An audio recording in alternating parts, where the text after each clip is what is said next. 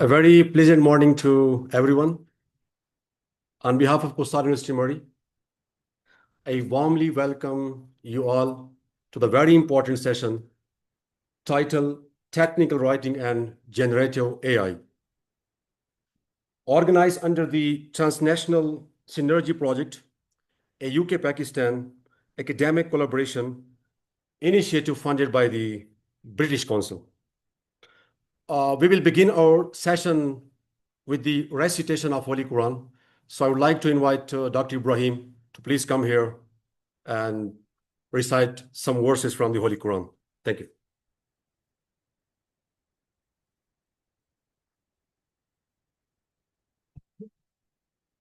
أعوذ بالله من الشيطان الرجيم بسم الله الرحمن الرحيم قل هو الله أحد الله الصمد لم يلد ولم يولد ولم يكن له كفوا أحد صدق الله العظيم.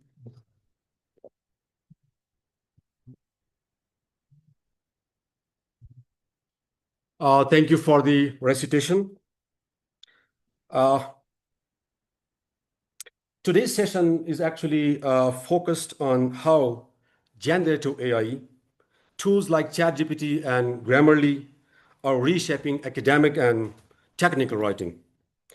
We will discuss tools like Elicit, journals policies from top publishers, and responsible use of AI in scholarly work. Now, I invite our respected Vice Chancellor for opening remarks to officially start the session, sir. Please, sir.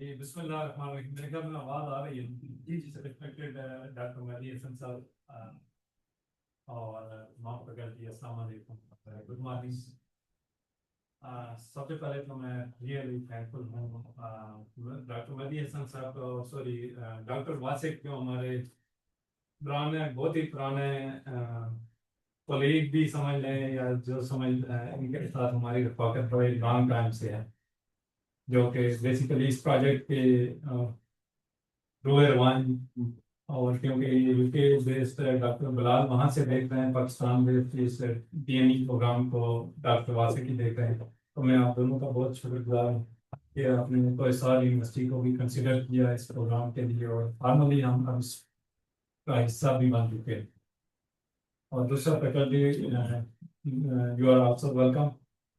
देखें generative AI ये इस वक्त हर आदमी की बल्कि अब तो ये समझे कि जो नहीं भी पढ़ा लिखा उसके जुबान पे ये एआई और जनरेटिव एआई के ये टेक्निकल वर्ड्स आए हुए हैं लेकिन एज बीइंग फैकल्टी मेंबर ये इंतहाई इम्पॉर्टेंट है कि हम इसकी एक तो पहले समझें इस चीज़ को क्योंकि हमने आगे बच्चों को लीड करना है उनको पढ़ाना है कि इन चीज़ों का ये जो कंटेम्प्रेरी टूल्स हैं जो या टेक्नोलॉजीज इवॉल्व हो रही हैं बेस्ड ऑन जनरेटिव एआई उनके एक तो टेक्निकल एस्पेक्ट के वो हैं क्या लेकिन उसके साथ साथ जो हमारे लिए एज बीइंग फैकल्टी सबके लिए बहुत ज़्यादा इम्पॉर्टेंट है वो ये है कि इनका यूज कहाँ तक एथिकल है और कहाँ बाउंड्री कहाँ पे है इसकी तो ये एक वो ग्रे लाइन है जिसके बारे में शायद मैं भी सोच रहा हूँ कि थोड़ी सी अंडरस्टैंडिंग और थोड़ी सी क्लैरिटी डे बाई डे बेहतर क्योंकि मिसाल के तौर पर आप एक पेपर लिख रहे हैं आप स्टूडेंट को देते हैं कि जी ये आप असाइनमेंट लेके आए या इवन पेपर जो कि पीयर रिव्यू से गुजरता है अभी भी बहुत सारे ऐसे टूल्स है डे बाई डे नए नए टूल्स एआई के बेस पे जनरेट हो रहे हैं तो you can't filter it out कि whether this is human generated और एआई जनरेटेड। अब यहाँ पे फिर रोल आ जाता है कि हमारा एज बीइंग फैकल्टी कितनी रिस्पॉन्सिबिलिटी है हमारी कि कितना केयरफुल रहे कोई चीज़ पब्लिश हो रही है। आपको पता है पिछले कुछ सालों में पिछले अशरे में इवन नोबेल प्राइज तक भी वापस लिए गए बेस्ड ऑन उस वक्त अभी एआई का दौर नहीं था एथिकल वायलेशन की वजह से तो ये बहुत ही सेंसिटिव मैटर है जिसका हमें शायद उस तरह अभी एहसास भी नहीं है और अंडरस्टैंडिंग भी नहीं है तो ये एक टॉपिक था मेरे भी दिल के बड़ा करीब था। थैंक यू डॉक्टर साहब, आपने इस चीज का बड़े रेलेवेंट टॉपिक को हमारी, क्योंकि मोस्टली यंग फैकल्टी है, डायनामिक भी है, तो इसके लिए ये बड़ा लर्निंग होगा। और आई एक्सपेक्ट कि डॉक्टर साहब तो इस फील्ड की रिलेटिव ले आई थी, हमें इससे रोशनास भी करवाएंगे। और साथ साथ मैं तो इस चीज़ का कि इसके एथिकल एस्पेक्ट आई होप कि आपकी टॉक में ये भी कवर होंगे। लेकिन अगर किसी हद तक ये ज़ाहिर है, आज की जो इनको टाइम मिला है, ये जो डोमेन है, we will continue this जो relevant डॉक्टर क्लास आप जो है नजर में रखिएगा। इसका जो एथिकल एस्पेक्ट है, क्योंकि मैं यूरोपियन यूनियन के कुछ उनका कंसोर्शिया का भी हिस्सा हूँ, तो इवन यूरोपियन यूनियन जो सबसे पहले पॉलिसी बनाता है वैसे वर्ल्ड में, तो देखा जाए तो फिर बाकी दुनिया अडॉप्ट करती है या तो देखते हुए, तो वो उनकी भी एक रिसेंटली गाइडलाइन जो पॉलिसी जो है वो आई है, शायद आप उसको डिस्कस करेंगे यहाँ पे या मुझे नहीं पता। हाँ, आप जनरल के पर्सपेक्टिव में, तो ये हमें पता होना चाहिए एज बीइंग फैकल्टी, क्योंकि हमने मास्टर को आगे लीड करना है। कि अगर कल पाकिस्तान में भी इन प्रिंसिपल पॉलिसी, मुझे नहीं, मेरा नहीं ख्याल कि अभी तक तो बनी है, लेकिन बननी है, वो यहाँ से जानी चाहिए। ना कि एक बंदा जो कि इस फील्ड के रेलेवेंट ही नहीं है, उसको ग्राउंड रियलिटी का पता ही नहीं है, और वो जो है ना चीज़ों को ड्राइव करे। और पाकिस्तान में अलमिया भी यही है, पॉलिसी मेकर कोई और है, डाटा रियल है नहीं, फीडबैक सिस्टम है नहीं, और इस वजह से जो पॉलिसीज बन जाती हैं बाज़ औक़ात वो ग्राउंड रियलिटीज को मद्देनजर रखते हुए नहीं बनती, तो या इवन रूल भी बन जाते हैं और वो इम्प्लीमेंटेशन पर उनकी बड़ी लिमिटेड होती है। तो please take it as a responsibility. में ज़्यादा इसके बाद टाइम नहीं लूंगा डॉक्टर साहब की, क्योंकि बड़े विशियस टाइम है। तो थैंक यू वेरी मच सबका अगेन, और अपनी टीम का, और डॉक्टर शहीदुल्लाह वेरी गुड, आपने भी बड़ी माशाल्लाह आप करते रहते हैं, और आपका ये भी अप्रिसिएशन। तो बाकी आई होप कि आप भी इन चीज़ों से लर्न करेंगे, थोड़ा सा क्रिटिकल डिस्कशन भी होगी, और नए नए पॉइंट भी निकलेंगे, और आई होप कि हम सब लर्न करेंगे। Doctor thank you very much. Thank you doctor. Thank you very much, sir, for your inspiring words. Your support truly strengthens academic initiatives like this one and encourages meaningful collaboration, sir. Thank you very much, sir, once again. Now, let me introduce our honorable guest speaker, Dr. Mehdi Hassan. So I have to provide a very tiny introduction about the honorable guest speaker. Dr. Hassan is a well-respected academic and researcher in the field of computer science with over a decade of experience. He's currently serving as a tenured associate professor and has played a key role in launching MS and PhD programs in computer science. He holds a PhD in computer science and completed a prestigious postdoctoral fellowship from Cheonam National University, South Korea. Dr. Hassan has led many national level projects under the National Center for Cybersecurity and Pakistan Air Force. With over 30 publications in high impact journals, he has also received Vice Chancellor's Commendation Award. His work is recognized internationally, and he serves as an editorial and review boards of many reputed journals. We are truly honored to have you with us today. Now I invite Dr. Mehdi Hassan to please deliver his invited talk, sir. Please, sir. Thank you.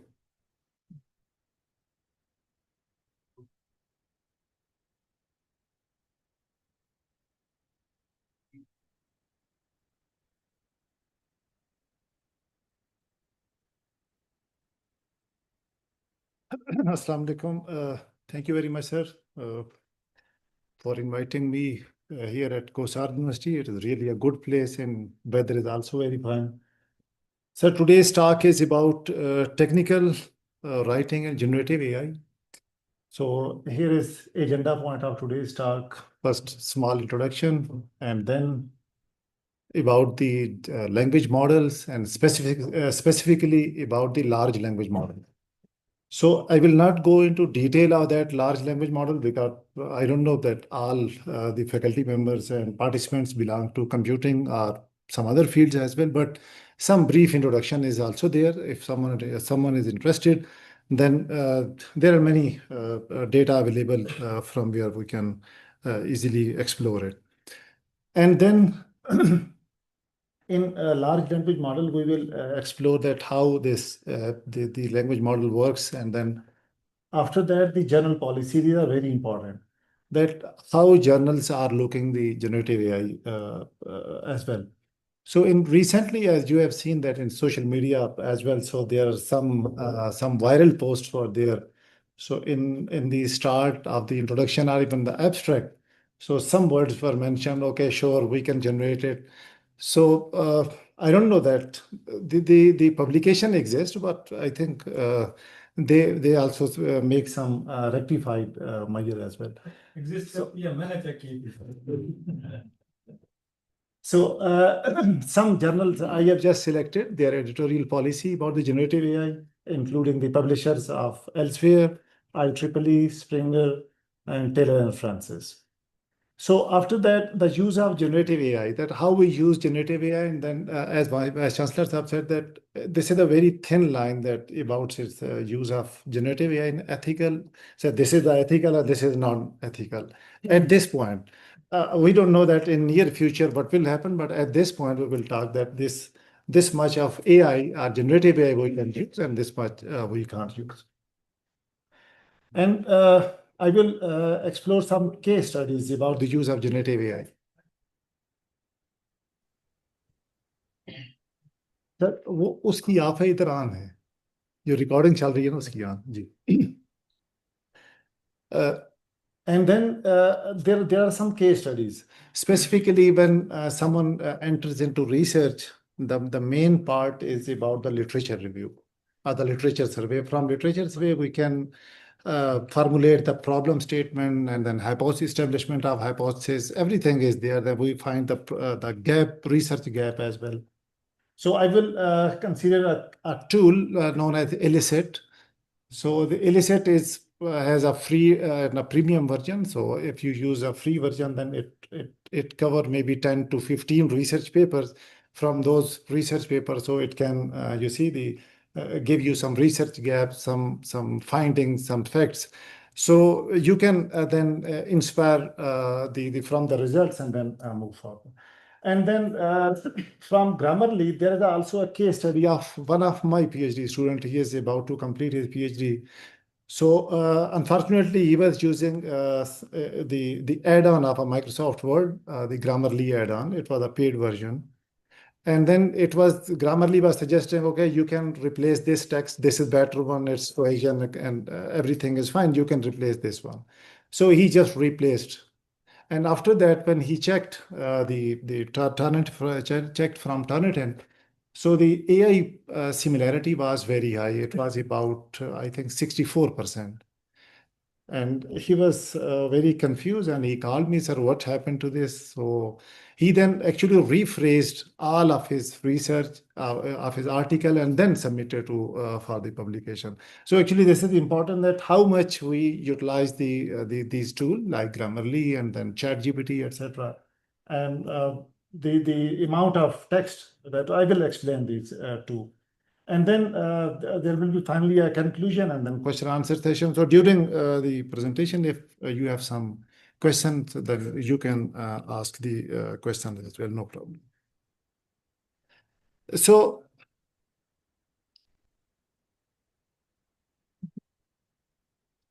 as we know that as a part of academia, we need to publish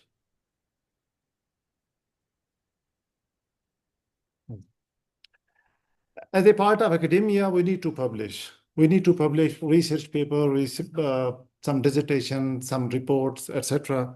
So here I have just focused that when it is a requirement of promotion and degree award as well.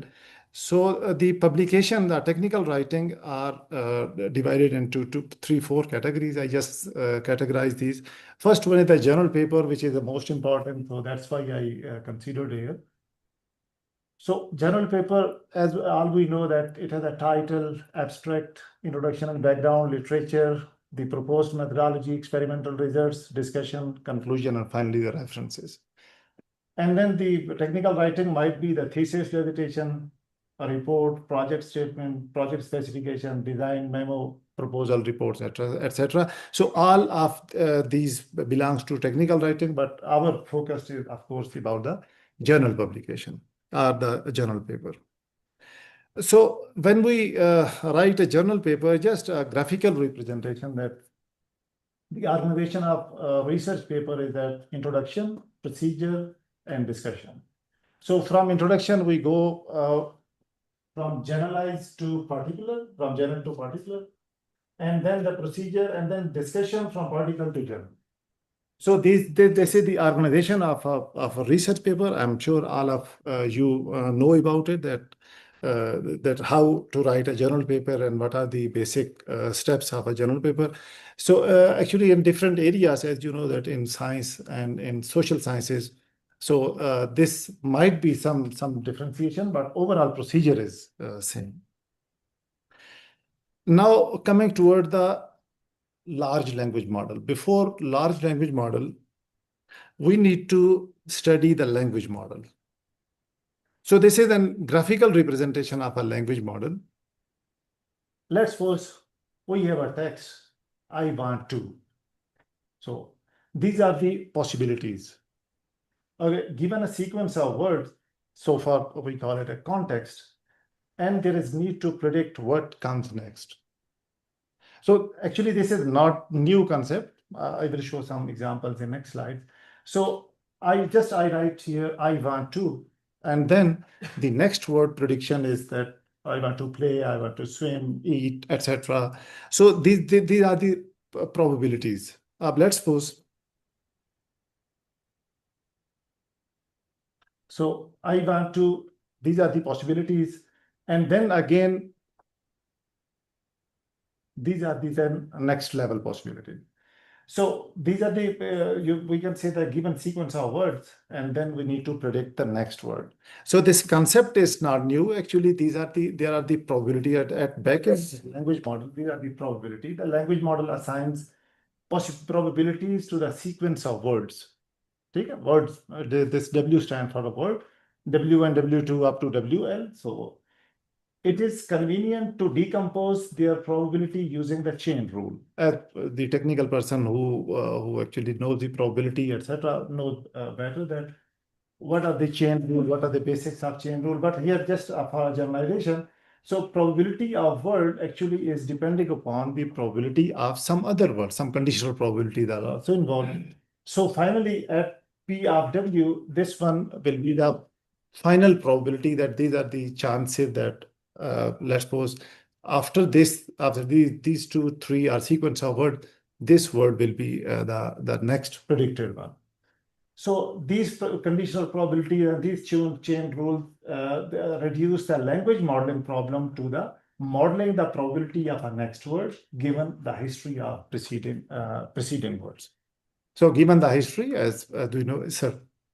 इसमें जो word है, for example जिसको आम word जो language में फाइनोनाइम्स कहते हैं, जी जी, तो उनमें से उठाता है या जो सेंटेंस के बाकी वर्ड्स हैं उनकी बात कर रहे हैं? हाँ, probably. सर यहाँ पर इसका ऑब्जेक्टिव ये है कि हम उसको एक लेट्स सपोज एक टेक्स्ट देते हैं जब हम इवन टाइप भी कर रहे होते हैं, बैकएंड पर उसकी काफ़ी सारा उसके पास डेटा अवेलेबल है, उनसे वो प्रोबेबिलिटीज डिराइव करता है, कंडीशनल प्रोबेबिलिटीज कि लेट्स सपोज इसकी क्या प्रोबेबिलिटी थी, लेट्स सपोज हम ये कह सकते हैं इसकी क्या फ्रीक्वेंसी थी कि इस वर्ड के बाद मोस्ट प्रोबेबली कौन सा वर्ड आ रहा था, यानी जो सबसे ज़्यादा उसकी फ्रीक्वेंसी थी, फिर वो प्रिडिक्ट करता है। अगर लेट्स सपोज यूजर को वही वर्ड चाहिए, देन जस्ट जिस तरह वर्ड में भी हम आजकल लिख रहे हैं वो आगे आपको लिख कर देता है, तो वो उसकी बेस्ड ऑन प्रोबेबिलिटीज साइनोनिम जो है ना वो सजेस्ट करता है जी, समथिंग लाइक दैट। जी synonym sir is something else, वो उसके रेलेवेंट वर्ड्स हैं ना, भाई ये वर्ड है, इसके अल्टरनेट ये 2, 3, 4, 5 वर्ड्स हैं जी, ये sir based on the history. Google पे आप यस, कर रहे हो वो अगली स्लाइड पर वो आ रही है। तो अब जो लैंग्वेज मॉडल्स हैं उसके बैकएंड पर there are some machine learning models, let's go this one, the neural network model. So neural network has a input layer, hidden layer and then output layer. So this is the word, the colour of sky is, ये हमने इसको model को input दिया। अब based on this जो जो input है, model अब हमें बताता है कि उसकी प्रोबेबिलिटी कि इसके बाद नेक्स्ट वर्ड कौन सा है जिसकी प्रोबेबिलिटी लेट्स सपोज हाई है, सो दैट इज ब्लू। तो उसने क्या कहा, 91% probability is that after this these words the blue will occur.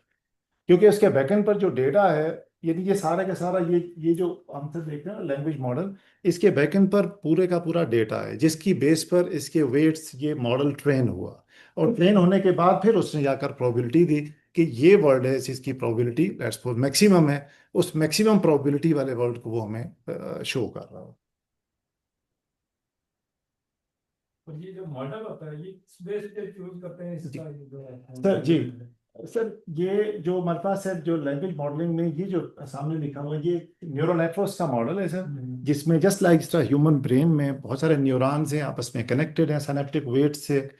तो अब लेट्स सपोज हमारे सामने कोई भी ऑब्जेक्ट आ जाता है तो हम उसको विद इन मेरे ख्याल में नैनो सेकेंड से भी कम में हम उसको आइडेंटिफाई रिकॉग्नाइज कर लेते हैं।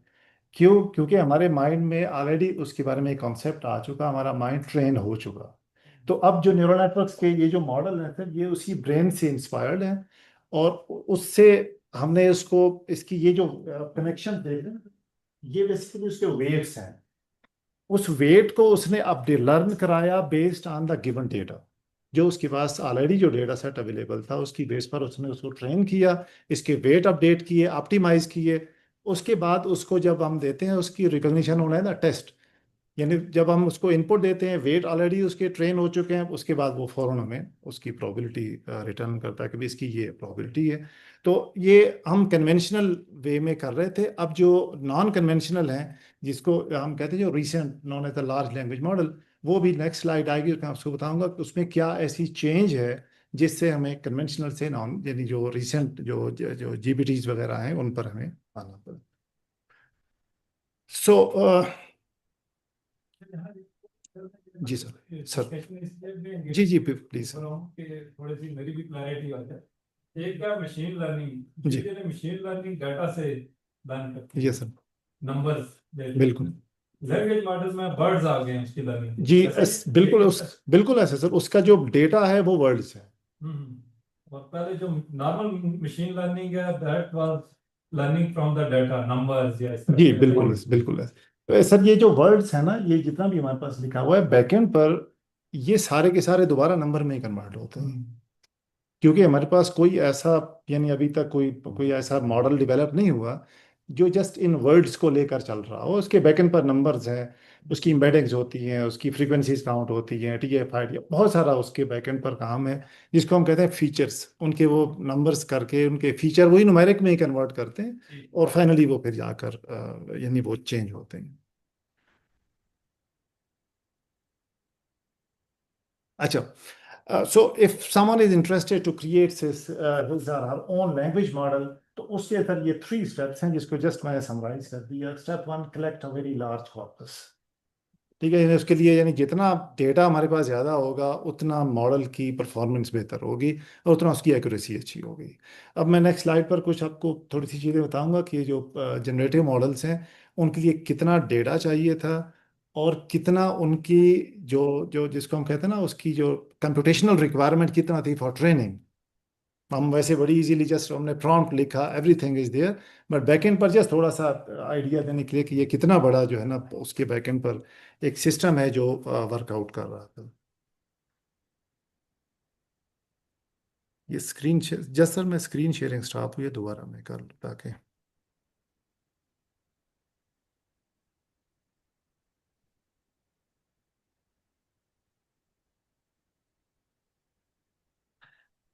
Okay. The first step is the collect a very large corpus.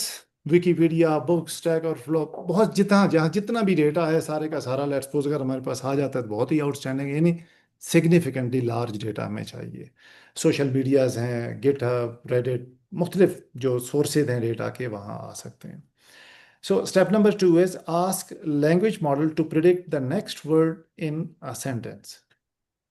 ठीक है, अब हमारे पास सर बहुत सारा डेटा आ गया, उस डेटा की बेस पर अब हमारे पास उसकी पूरी हिस्ट्री या मेंटेन है। अब हमने एक नई क्वेरी उसको दी या प्रॉम्प्ट दिया based on the previous data जो कि उसके पास था। अब उसने क्या करना है, प्रिडिक्ट करना है next word. So randomly truncate parts in input sequence. अब ये जो ट्रंकेशन वाला है, बेसिकली एम्बेडिंग्स हैं, हमने उसकी एम्बेडिंग भी फिक्स रखनी है। ऐसा नहीं है कि लेट्स सपोज हमारे पास एक डॉक्यूमेंट है जिसके लेट्स सपोज जिसमें 100,000 वर्ड्स हैं, तो वो पूरे का पूरा 100,000 वर्ड्स हम उस मॉडल को नहीं दे सकते, क्योंकि उसकी इनपुट, उसकी जो जो लेयर है इतना बड़ी हो जाएगी कि हम उसको हैंडल नहीं कर सकते। तो फिर वो एम्बेडिंग है, हम उसको वो डिपेंड करता है टेक्निकल उसकी है कि कितना हम रखते हैं। सो calculate the possible probability of missing words. ठीक है, यानी प्रोबेबिलिटी हमने देना है। जो लेट्स सपोज हमने लिखा था स्काई कलर देन ब्लू, तो then we calculated the probability that sky के साथ कौन सा वर्ड सबसे ज़्यादा आकर हो रहा था, so that was blue. That's why उसने कहा कि 91% प्रोबेबिलिटी है that after this the word will be blue. 9% cloud. So adjust and feedback to the model to match the ground truth. अच्छा, उसके बाद एक बहुत इंपॉर्टेंट है कि ये आगे डिस्कशन में भी है कि जनरेटिव एआई कितना ट्रस्ट वर्दी है, यानी कितना हम उस पर ट्रस्ट कर सकते हैं। क्या वो जो कुछ भी जनरेट करके दे रहा है एवरीथिंग इज फाइन, या हमें उसको देखना होगा। ये आगे डिस्कशन का पार्ट है, तो वो हमें उसको देखना होगा। इसके साथ जो कन्वेंशनल मॉडल्स हैं उनमें भी हम जो फीडबैक मैकेनिज्म है उसको इनकॉर्पोरेट करवाते हैं। बट ये जीपीटीज के साथ एक इशू है कि वो आपको जनरेट कर देता है, कितना करेक्ट है ये फिर खुद देखना होगा कि आपको असेस करके। And then step number 3 is repeat over the whole corpus. ठीक है, अब ये प्रोसेस फिर दोबारा रिपीट होगा इन फीडबैक के बाद। अगर कोई उसमें इंप्रूवमेंट की जरूरत है then again we start this repeating this step number 1। Again, sorry, थोड़ी सी सर प्लीज। डाउट है। ये तो मेरे ख्याल में आपके मॉडल की ट्रेनिंग के लिए है ना, जी डाटा जी सिस्टम। जी जी मॉडल क्या चीज है उसकी थोड़ा सा ओके थोड़ा हमें सर, मैं अब आगे आपको तो बता इस दूँ। बेस पे हम सेलेक्ट करते हैं। ये जो लैंग्वेज मॉडल आपने लिखा हुआ है, जी सर जी बिल्कुल जी some function some program set किस बेस पे ये मैं एक्सप्लेन कर जी सर। सर जो लैंग्वेज मॉडल यहाँ पर जो बताया गया है, या जो जीपीटीज वगैरह भी यूज कर रही हैं, इसके बैकएंड पर सर है न्यूरल नेटवर्क्स के मॉडल। ठीक है, न्यूरल नेटवर्क्स बेसिकली हमारे जो ब्रेन है उससे इंस्पायर्ड है। अब उस ब्रेन में, हमारे ब्रेन में मतलब मिलियंस ऑफ न्यूरॉन्स हैं जो कि आपस में इंटरकनेक्टेड है, जो कि लेयर बाय लेयर प्रोसेस करते हैं। इस लेयर की फिर next up to so on, यानी कि इनकी जो प्रोसेसिंग है वो लेयर बाय लेयर हो रही होती है। अब इस एक हमारे पास एक ब्लैंक मॉडल है, हमारे पास कुछ नहीं है, जस्ट हमने उसका जो आर्किटेक्चर है, we define the architecture of the model के लेट्स जी यस सर फंक्शन। तो उसके जो फंक्शन है सर, उसका जो जो उसकी मॉडलिंग है, हमने लेट्स सपोज कहा ये जो फर्स्ट वन है this is the input unit उसका। हमने अज्यूम किया, हमने कहा 2 इनपुट उसके न्यूरॉन्स हैं, ये उसका हिडन न्यूरॉन है, हिडन लेयर है उसकी, और उसके बाद ये उसकी आउटपुट लेयर। अब ये हमने कहा कि हमारा ये एक मॉडल है, सिंपल सा स्मॉल सा मॉडल है, इसको अब हमने ट्रेन करना है। अब उस ट्रेनिंग के लिए जिस पर्पज़ के लिए हम इसको यूज़ कर रहे हैं, तो वो डेफिनेटली उसके रेलेवेंट हमारे पास डेटा होना चाहिए। जब डेटा होगा तो हम इसको फीड करते रहेंगे, और फीड करते रहेंगे कि इसके एक्चुअल जो जो उसका रोल प्ले कर रहा है वो उसके ये साइनेप्टिक वेट्स हैं। ठीक, इसके जो वेट्स, ये अगर हमारे पास ऑप्टिमाइज हो जाते हैं that's an ideal perfect model. अब हम जितना भी प्रोसेस कर रहे हैं, इसकी ट्रेनिंग कर रहे हैं, भी मैं दिखाऊंगा ट्रेनिंग पर कितना टाइम स्पेंड हुआ और कितना उस पर एनर्जी उसकी कंज्यूम हुई। तो ये जितना भी टाइम है सारे का सारा ये वेट ऑप्टिमाइजेशन पर है, कि ये वेट हमारे पास ऑप्टिमाइज हो जाए, तो उसके बाद फिर हम हमारे जो आंसर होगा वो करेक्ट होगा। तो अब जो लैंग्वेज मॉडल से जब लार्ज लैंग्वेज मॉडल पर गए, तो इसका मतलब इसकी एक्सपेंशन है, इसकी इस लेवल तक एक्सपेंशन हो गई कि जहाँ पर मिलियंस ऑफ हमारे पास जो वेट्स उसके आ गए, या millions of known as parameters. उन पैरामीटर्स को हमें अपडेट करना है, और उस पर कितना टाइम स्पेंड होगा वो भी हम उसकी डिस्कशन कर लेते हैं कि ह्यूमन लेवल तक आने के लिए उसको कितना यानी रिक्वायरमेंट है। अभी वो आया कि नहीं आया वो भी मैंने मेंशन की हुई है।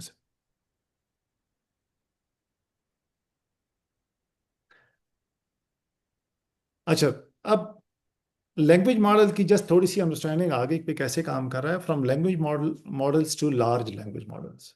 ठीक, अब एक how good can a language model become. ठीक है, अब ये एक क्वालिटेटिव एक यानी एक एक एक assumption है कि द बिगर द बेटर, ठीक है, the bigger one the better one, कि जितना मॉडल बड़ा होगा उतना उसके रिजल्ट बड़े अच्छे होंगे, यानी एक अजम्पशन है, लेकिन ये ट्रू नहीं है। इसके रिलेटेड जो कंप्यूटिंग के रिलेटेड हैं इनको आइडिया होगा कि जब रेजनेट एक रेजिडुअल नेटवर्क, एक डीप न्यूरल नेटवर्क्स का एक आर्किटेक्चर है, जब वो आया तो उन्होंने उससे पहले जितना थे एलेक्स नेट और ये सारा, रेजनेट ने ये प्रूव कर दिया कि जितना नहीं बहुत बड़ा मॉडल सम टाइम ट्रू नहीं होता कि वो आपको बेहतर रिजल्ट भी दे। एक्चुअली उसकी मेथडोलॉजी है कि आप उस मॉडल को कैसे ट्रेन कराते हैं और कौन सी उसमें इनोवेशन लेकर आते हैं जिससे उसके रिजल्ट्स बेहतर हों। So the bigger the better, बस जनरलाइज तो अगर हम देखें दैट्स फाइन, बट ये ज़रूरी नहीं है कि आपका मॉडल बहुत बड़ा होगा तो उसके रिजल्ट बेहतर होंगे, ये ज़रूरी नहीं है। जो कि रेजनेट ने ही एट आल, उनका एक बड़ा स्टेट ऑफ द आर्ट उनका एक उनका रिसर्च पेपर भी है जिसकी मेरे ख्याल में मोर देन आई थिंक 100,000 से ज़्यादा उसकी साइटेशंस हैं। तो उसने प्रूव कर दिया, कहता है कि ये ट्रू नहीं है, बल्कि जनरलाइज यही है कि भाई ये हम करते हैं। So, Kada, since 2018, we have witnessed an extreme increase in model size.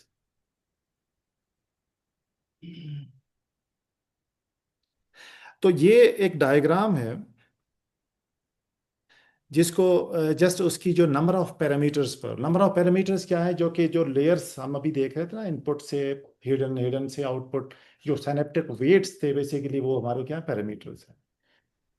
तो 2018 से 2023, अब 2019 में GPT-1 था, उसके बाद फिर बर्ड, GPT-2, T5, ये सारे लैंग्वेज मॉडल्स हैं।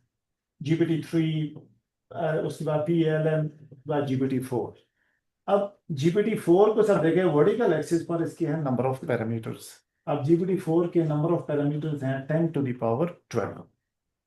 ये उसके साइनेप्टिक वेट्स हैं बेसिकली, जिनको उसने अपडेट करना है और उनको उसने लर्न करना है।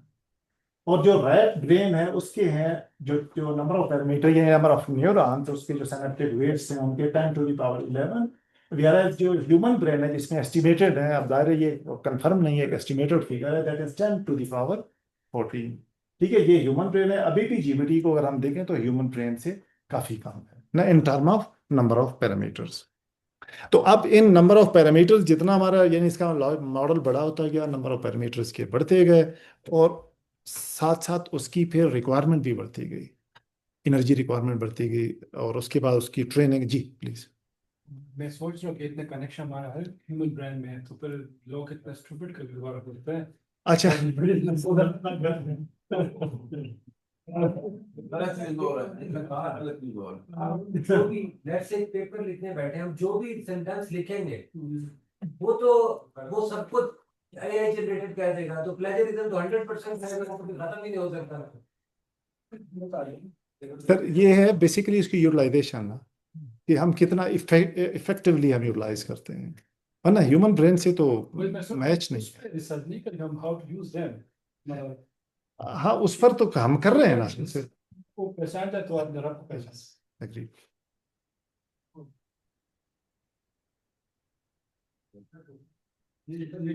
Sir ji please.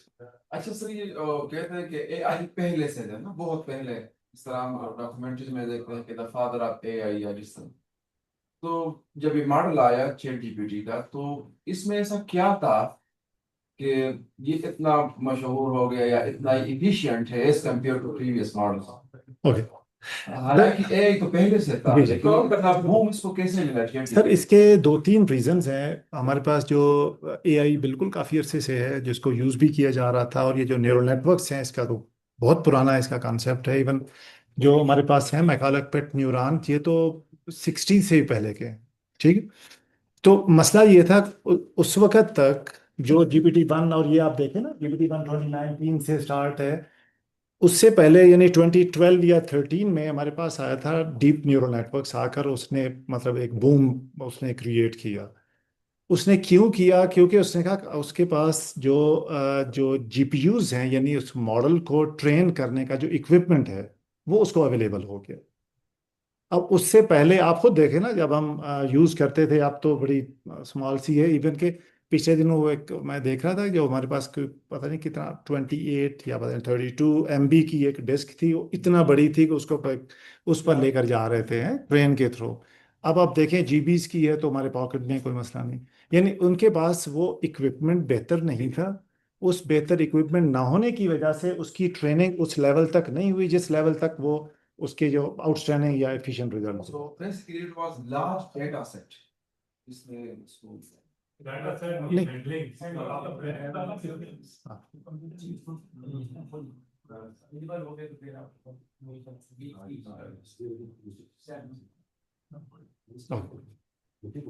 अच्छा, उसके बाद सर है number of words processed by the LLM their during their training.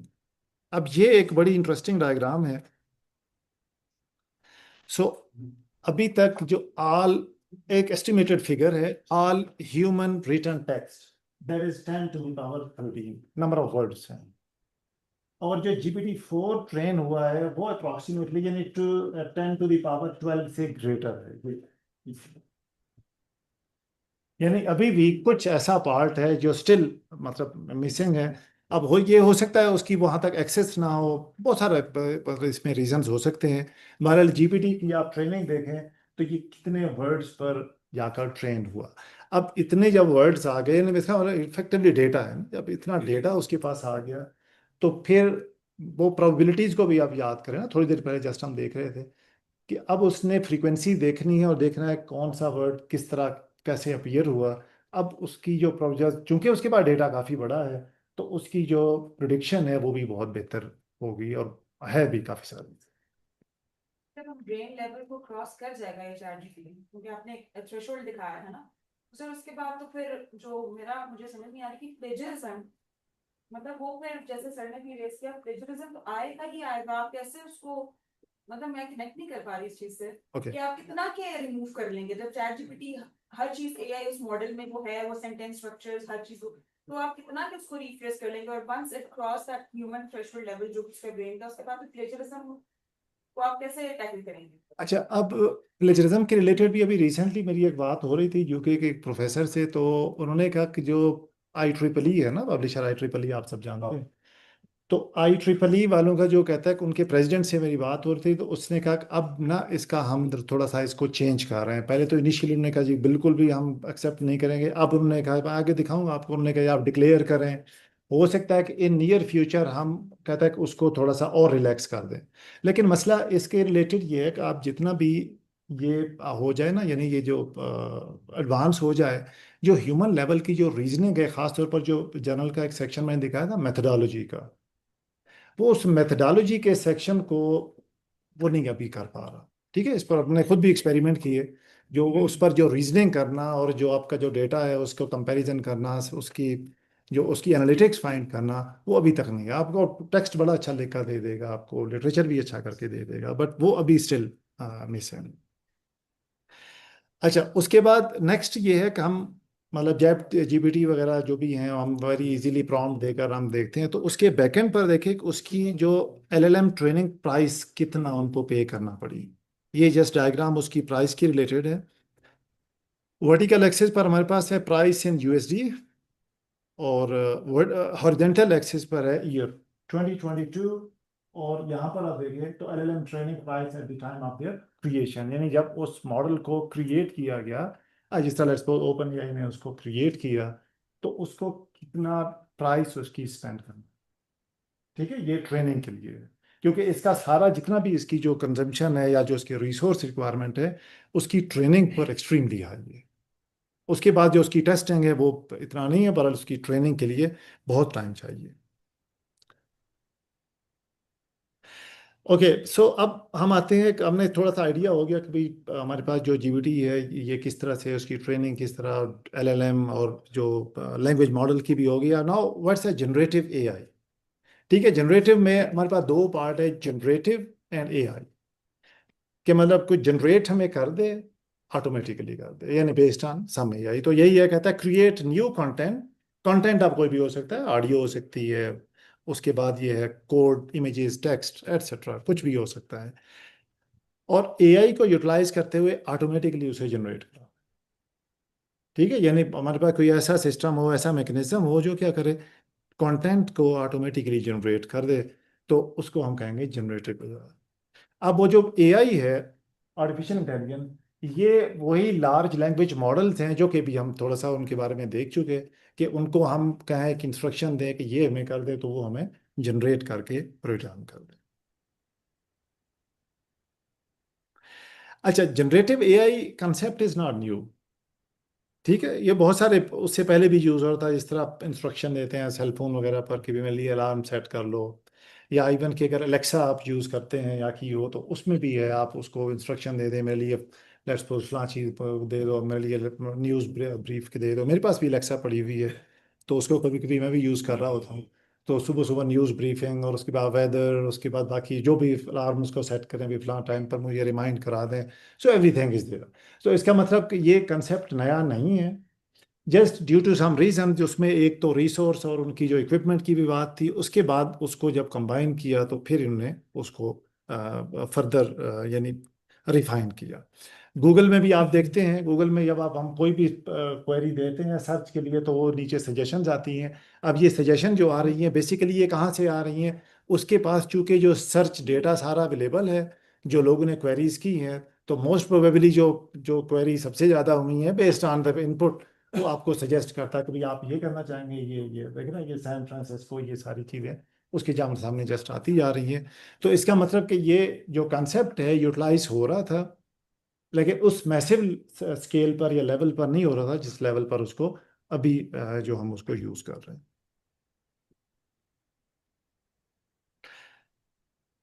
अच्छा, अब ओपन एआई कहता है announces chat GPT 4 claim it can beat 90% of the human on the SAT.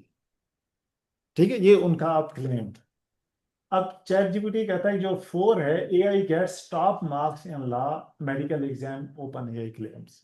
ठीक है, ये उनका क्लेम है कि ये उनने जो लॉ में और उसके बाद मेडिकल एग्जाम में मतलब उसने टॉप मार्क्स अचीव किए। अब ये कितना है मतलब करेक्ट है, अभी उन्होंने क्लेम किया तो हमें ज़ाहिर है पब्लिश्ड है, हमें मानना पड़ेगा। तो इसका मतलब ये कि इसकी जो एक्यूरेसी है या जो उसकी जो एफिशिएंसी है, जो जीपीटी वगैरह जो भी मॉडल्स हैं एलएलएम के, वो बहुत बेहतर है। ठीक है, तो हम इसको ये नहीं कह सकते जस्ट रैंडम टेक्स्ट जनरेशन है, जस्ट लाइक हम वर्ड में कहते हैं इक्वल टू रैंड करके नंबर ऑफ पैराग्राफ दे दें, तो वो that is a random text. तो ये जो जीपीटी है ये आपको रैंडम टेक्स्ट नहीं दे रहा था, based on some calculation some statistics आपको ये कोई ना कोई यानी आपको आउटपुट दे रही होती है, जो कि करेक्ट हो सकती है, जाके कभी कभी नहीं भी हो सकती। ठीक। अच्छा, अब ये है कि हम इस जो जनरेटिव एआई है इससे कैसे हम बेनिफिट लें। ये हमारा जो जब जो स्टार्ट में जो मैथ्स के हैं उन्हें आइडिया होगा, जब कैलकुलेटर नया नया आया था, तो मैं देख रहा था एक न्यूयॉर्क टाइम्स या किसकी थी, तो मैथ्स के प्रोफेसर्स ने स्ट्राइक की थी, कहते ये नहीं आना चाहिए। ठीक है, स्टार्ट में।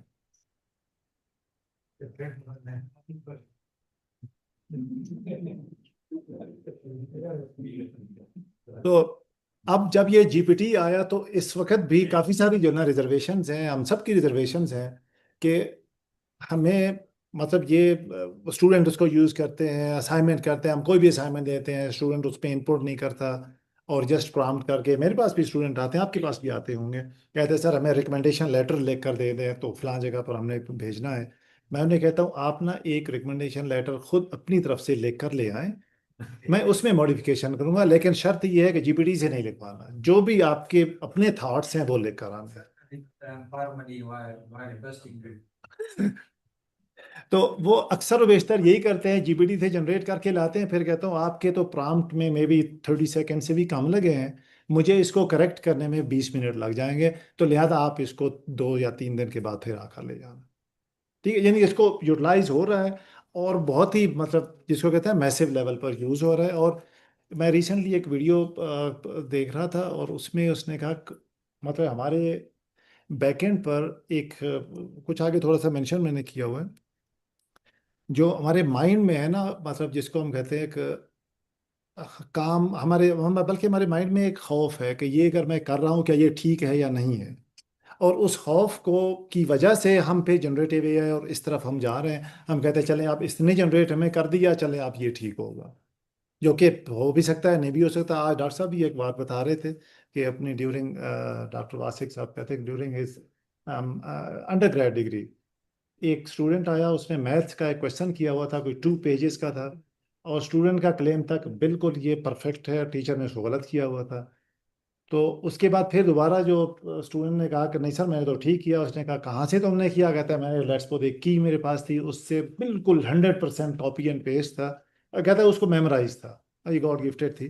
तो भले उसने उसको बगैर सोचे समझे जो बिल्कुल वो करके यानी प्रिंट करके लेकर आया, तो वो समटाइम ठीक नहीं हो सकता। यानी हमारा ऑब्जेक्टिव ये है कि we benefit from this era जो कि एआई का एरा है, और उसमें जनरेटिव एआई भी है, और उसको हम कहाँ तक यूटिलाइज कर सकते हैं ये आज हम थोड़ा सा हम डिस्कस करें। यानी कि वो तो पास्ट के जो हिस्ट्री है उससे लर्न करेगा। जी, अगर हिस्ट्री गलत हुई तो उसका आउटकम भी गलत हो सकता है। Yes yes. इम्पोर्टेंट है, हिस्ट्री गलत होती है, गलत प्रेजेंट की जाती है। देखिए तो एक और बात चल जाएगी, लेकिन फॉर एग्जांपल आज करंट जो वर्ल्ड में हो रहा है, रिप्रेजेंट तो वही होता है ना जो किसी जगह आपका पब्लिश होता है दूसरे अखबार में, आप पब्लिशिंग कौन कंट्रोल कर रहे हैं। चलें डॉक्टर साहब ये बात में जी सर बिल्कुल। ये जी प्लीज। चैट जीपीटी की भी शॉर्टकमिंग्स हैं। फॉर एग्जांपल मेरा एक पर्सनल एक्सपीरियंस है, मैंने अपनी सीवी अटैच की, 2-3 दिन पहले मैं कोई और सीवी भी अटैच कर चुका था, और ये न्यू चैट थी, पुरानी चैट भी नहीं थी, न्यू चैट। तो इसमें मैंने प्रॉम्प्ट दिया तो ये सीवी है और आप इसके मुझे शॉर्टेस्ट वर्जन बना के दें, इंट्रोडक्शन भी है छोटा ठीक। तो उसने दोनों सीरीज को मर्ज करके एक बना के दिया। फिर मैंने कहा कि आपने गलती की, आपने पुरानी सीरी को इग्नोर करना है और इस सीरी अगेन अच्छा इसके ना मेरे ख्याल में हम में से बहुत सालों में ये शॉर्ट कमिंग्स की सर लंच मिस्टेक्स करता है। जैसे कोई आपने ईमेल किया कि यार इसमें ये जो लोगो है ना, लोगो हटा दे, और आपने कोई और लोगो नहीं लगाना, वो किसी और यूनिवर्सिटी का लगा देगा। फिर आप कहेंगे आपने ईमेल ये हटाते हैं, वो फिर किसी और यूनिवर्सिटी का लगा देगा। सर मैं बैकअप सर्च कर रहा था, तो उसने मुझे टाइटल भी बना के दे दिया, उसका वॉल्यूम भी इशू हुई, और उसने आपस के नाम भी दे दिया। जब मैं सर्च कर रहा था मुझे मिल ही नहीं रहा था, मैं कहा चला गया क्योंकि उसने गलत बनाया हुआ था। अच्छा सर इसमें बिल्कुल ठीक आप कह रहे हैं सर, इसके 2 वर्जन्स हैं जी। व्यू है कि अभी चैट जीपीटी 5 भी शायद लॉन्च होने वाला, और ये जो भी कंपटीशन है, बहुत बड़ी मार्केट है, डीप सी आप देख ले, या मतलब आप लोग बहुत ज्यादा इसमें लोग कर रहे हैं, तो डेफिनेटली इसमें रेवोल्यूशनाइज किया हमारे इसको। तो जैसे हम अपने माइंड कहते हैं, हमारा माइंड तो वो इनफाइनाइट है, ठीक है। हम मतलब मुख्तलिफ साइंस फिक्शन मूवीज भी बनी है, एक लूसी मूवी है, और रियल वर्ल्ड में भी मेरे ख्याल में इसमें लोग बात कर रहे हैं कि इंसान का दिमाग बहुत कम यूज हो रहा है। तो जब ये इंसान के दिमाग से भी एक्सीड कर जाएगा, मे बी चैट जीपीटी ही हमें बताए कि आपने अपने दिमाग को ज्यादा से ज्यादा इस्तेमाल कैसे करना है। तो ये आई डोंट नो कि किस तरह फिर वो तो चीजें अभी भी आपसे हैक्स तो पूछ सकते हैं भाई, how to use brain effectively. अच्छा सर इसके जो आप बता रहे थे ना, इसमें बेसिकली 2 वर्जन है, एक प्रो वर्जन है और दूसरा फ्री वाला है। फ्री वाले वर्जन में बहुत सारी मिस्टेक्स वो करता है, आप प्रो वाला वर्जन ले ना तो उसमें मतलब काफी हद तक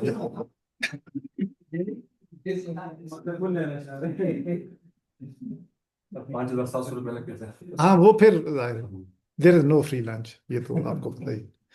तो उसके मतलब बहुत सारे मतलब हैं, उसका प्रो वर्जन ना बहुत हद तक बेहतर है उसकी। मुझे भी एक आकर किसी फैकल्टी मेंबर ने कहा, तो फिर उसने कहा नहीं सर ये तो मुझे रेफरेंसेज उसने जो निकाल कर दिए गलत है। मैंने कहा क्या प्रॉम्प्ट दिया, वो मेरे पास प्रो वर्जन था, मैंने उसको दिया तो एग्जैक्ट 100% उसने करेक्ट जो रेफरेंस था वो उसने दिया। मैंने कहा आप फिर फ्री कर रहे हो, थोड़ा सा आप खर्चे तो फिर बात ये है ना, उसको आप लेट्स सपोज एक एमिलिया स्टाइल में आपने लिखना है या किसी और स्टाइल में लिखना है, तो आप उसमें रेफरेंस डाल दो, उसको बोलो ये मुझे एमिलिया स्टाइल में लिख के दो, और बिल्कुल सही लिख के दे देता है।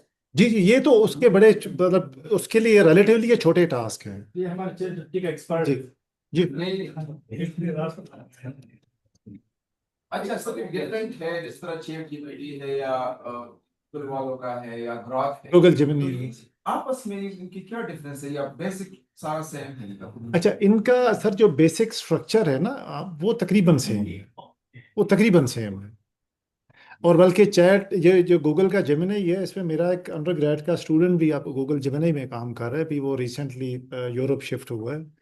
तो वो भी मुझे बता रहा था, कहते क्या क्या हम इसमें भी चेंजेस लाने वाले हैं। और उसने मुझे उसका जो जेमिनी का जो प्रो वर्जन है वो भी दिया हुआ है, कहते सर आप इसको यूटिलाइज करें मेरी तरफ से। या जिस तरह से ग्राहक है तो वो कहते हैं कि जी बहुत ज्यादा सच बोलता है ना, तो नहीं सच, सर जिस तरह सर कह रहे थे ना, सच ये कि जो अवेलेबल डेटा है उसकी बेस पर वो करता है कि भाई अब क्या सच है क्या नहीं है। अब हम ये नहीं कह सकते भी सच है या नहीं, उसको क्रॉस वेरीफाई करें। सर ने जिस तरह अपना एक्सपीरियंस शेयर किया, सर हम भी अपना एक्सपीरियंस शेयर करेंगे। एक नॉवल का हमने पढ़ा था, तो एक हमारे दोस्त थे तो उन्होंने नहीं पढ़ा था, लेकिन पेपर की रात वो आ गए, उन्होंने कहा कि तुम लोग बेफिक्र रहो, मैंने सारे नोट्स बराबर कर लिए। तो उन भाई साहब ने जैसे ही वो नोट्स दिखाए हमें, तो उसमें करेक्टर भी और थे और सब कुछ और तो मैंने वो, जी सर, मैंने उठाकर उसमें लिखा, मैंने कहा कि और था भी प्रो वर्जन, तो उसको कहा क्या you sure these are the characters, उसने 100%। आई को खुद पढ़ा कि ना उसको नहीं होगा। सर जी, इसमें एक चीज मैं ऐड करूं सर, ऑप्टिमिस्टिक वजह से, मतलब सर ये इतना इतनी बड़ी ब्लेसिंग है सर ये चैट जीपीटी जो है। लेट्स से पीछे मेरी गाड़ी खराब हो गई है सर, एग्जॉस्ट को मैंने डायरेक्ट करनी है सर, अब कंफर्म नहीं कि हवा आगे फेंकेगा या पीछे मेरी गाड़ी में, बस सर पॉजिटिव है साइंटिफिकली। तो सर मैंने उसकी पिक्चर बना के उसको भेजी है कि ये मेरे पास गाड़ी है, तो उसने मुझे बताया आपका मॉडल है, पुराना मॉडल है, ये है वो है। तो आप इस तरह करें कि ये आपसे अभी अगर हवा फेंकेगा तो मतलब है कि ओके। मैं 1 घंटा सर वहां पे वेट करता हूँ और मतलब मेरा मसला हल हो गया। यानी आप किसी भी चीज की जी पिक्चर पुट करें सर। असल में सर हमारी मेंटेलिटी ये है सर कि हम ब्लेसिंग्स की तरफ कम जाते हैं, यानी 90% जो इसके पॉजिटिविटी है हमारे मसलों को ही हल कर रहा है। पहले हम जाते थे कि सर आप मुझे थोड़ा सा एक लेटर लिख के दे दें, अब एक क्लर्क है जो मैट्रिक पास है आपको ऐसे लेटर लिख के चैटजीपीटी से दे देगा। यानी इसने हमारे सारे मसले खत्म कर दिए, साइंटिफिकली है या मतलब लैंग्वेज के तौर पे है, आपने जो कुछ भी करना ना एवरीथिंग इज देयर सर। बिल्कुल एग्री। इन फ्यूचर में रिपोर्ट के भी डिसीजन इधर से आए, दो साल में नहीं अच्छा, वो फेक ये एक रिसेंटली एक रिपोर्ट भी हुआ, रिसेंटली रिपोर्ट हुआ है, मुझे नहीं पता ठीक है गलत है। तो उसमें ये था, कहता है कोर्ट के जो डिसीजन है वो जीपीटी पर लिखे हुए आ रहे हैं, अब नहीं पता, अब इसकी वेरीफाई हम नहीं कर सकते भी क्या है। तो सर जनरेटिव जो एआई है उसको हम कैसे अपने जो रिसर्च पर्पस के लिए अपने उसके लिए हम इफेक्टिवली यूज करते हैं। सबसे पहले तो एक भी ब्रेनस्टॉर्मिंग और रिसर्च क्वेश्चन, ठीक है, बहुत सारे रिसर्च क्वेश्चंस हैं, उनको ब्रेनस्टॉर्म करना, कीवर्ड जनरेशन, सर्च स्ट्रेटजी, ये सारे ही हम जीपीटी से वेरी इजीली कर सकते हैं, जिसमें चैट जीपीटी है, कोपायलट है माइक्रोसॉफ्ट का जो है, तो गूगल जेमिनाई, क्लाउड, काफ़ी सारे और भी टूल हैं जो कि आपको वेरी इजीली कर देते हैं। उसके बाद है लिटरेचर डिस्कवरी। लिटरेचर सबसे इंपॉर्टेंट है कि रेलेवेंट लिटरेचर और उसका लिटरेचर गैप और उसके प्रोज कांस और ये, तो जी। सर हम रिफ्रेजिंग कर सकते हैं, लाइक हमारे पास इंग्लिश का प्रोफेसर है, उसको मैं रिक्वेस्ट करूं कि एक पैराग्राफ है मुझे रिप्लेस करके दे दे, तो इससे हम रिफ्रेजिंग सर आप करा सकते हैं, लेकिन उसके बाद फिर उसका कंटेंट जब आप सिमिलैरिटी के देखेंगे ना वो आ जाएगा उसमें। और इवन के टर्निटिन जो आपको देता है, मैं आपको शायद दिखा भी दूं, वो कहता है कि इसमें ना फॉल्स पॉजिटिव का जो इम्पेक्ट है वो बहुत ज़्यादा है। तो इसका मतलब अगर टर्निटिन भी आपको दे रहा है, लेट्स सपोज कहता है भी इसमें लेट्स सपोज 50% है इसकी जो एआई जनरेटेड है, तो वो ज़रूरी नहीं है 50% हो। ठीक है, फिर कहता है कि आप इसको ना क्रॉस चेक करें और इसको मैच करें। तो रिफ्रेजिंग कर सकते हैं, बड़ी अच्छी रिफ्रेजिंग कर देगा, लेकिन उसके बाद जब आप उसको किसी का सबमिट कराएंगे तो वहाँ फिर आ जाएगा भाई ये। अच्छा ओके, उसके बाद लिटरेचर रिव्यू डिस्कवरी, उसके बाद एक literature discovery and synthesize findings. ठीक है, तो इसमें एक टूल है एलिसेट, जिसके बारे में मैं आपको भी को डेमो दूंगा। उसका मेरे पास प्रो वर्जन नहीं है, उसका मेरे पास जो फ्री वाला वर्जन है, तो वो भी काफ़ी इफेक्टिव है। तो उसको इवन के आप रिसर्च पेपर आपके पास 8 10 12 जितने भी हैं वो भी आप उसको अपलोड करके दे सकते हैं, इनमें मुझे कंपैरिजन करके दें, फाइंडिंग इसकी बताकर मुझे दें, या आप उसको कोई प्रॉम्प्ट देते हैं कि भाई ये लेट्स वो मेरा टॉपिक है, इस पर मुझे आप लिटरेचर, वो आपको जो state of the art literature हो जो रिसेंट मोस्ट रिसेंट, वो भी आपको करके टेबुलर फॉर्मेट में देगा कि भाई ये जो है ना मैंने आपके लिए बना दिया, फिर उसको आप फर्दर यूज कर सकते हैं। जी प्लीज। कुछ भी आए हुए कहते हैं, ये क्लेम करते हैं कि अगर आप लोग हमारे थ्रू रिप्रेजेंट करेंगे तो वो एआई उसको नहीं डिटेक्ट कर सकता, तो ऐसा क्या करता है कि वो एआई को मिसगाइड करता है या मिसलीड करता है? अच्छा, उसमें भी सर है कि ह्यूमनाइज कराने के लिए ना हम बॉट से एआई जनरेटेड टेक्स्ट को ह्यूमनाइज करवा रहे हैं। तो ऐसे हैं, उनमें से कुछ थोड़ा बहुत जो उसको दे दिया, उसकी कुछ रिफ्रेजिंग करके, और कुछ उसमें जो जो टूल्स हैं उसके पास भी ह्यूमन रिटन टेक्स्ट तो अवेलेबल होगा ना, उसकी बेस पर वो थोड़ी सी रिफ्रेजिंग करके देगा। लेकिन ये कोई ज़रूरी नहीं है कि जो उनका क्लेम है इसको क्रॉस चेक ज़रूर करना चाहिए। जी जी, नहीं है सर, नहीं। तो उसको क्रॉस चेक जरूर करना चाहिए सर, उनके क्लेम पर नहीं जाना चाहिए, क्योंकि वो क्लेम कुछ भी कर सकते हैं। तो एक चीज बड़ा अच्छा है कि ये सारे लोग अब इस चीज को रियलाइज कर रहे हैं ये कितना इम्पोर्टेंट है। हो सकता है अभी आपके पास कोई टूल ना हो जो डिटेक्ट कर सके कि आपका ये AI जनरेटेड है या नहीं, लेकिन ये सारी डिस्पैरिटी में जा रहा है आपका डाटा ना। आपके 10 साल बाद की टूल अगर बन गया ना और उसने ट्रेस बैक कर लिया कि आपने कहाँ से कॉपी किया था, कहाँ से ह्यूमनाइज किया था, तो आप प्रॉब्लम में आ सकते हैं। Yes. इसलिए बी केयरफुल। आपका गलत लिख के पब्लिश कर रहे हैं और बात है, लेकिन आप इन रिसोर्सेज से आप देख के यूज ना करें। ये बी केयरफुल, मैं तो यही कहूँगा।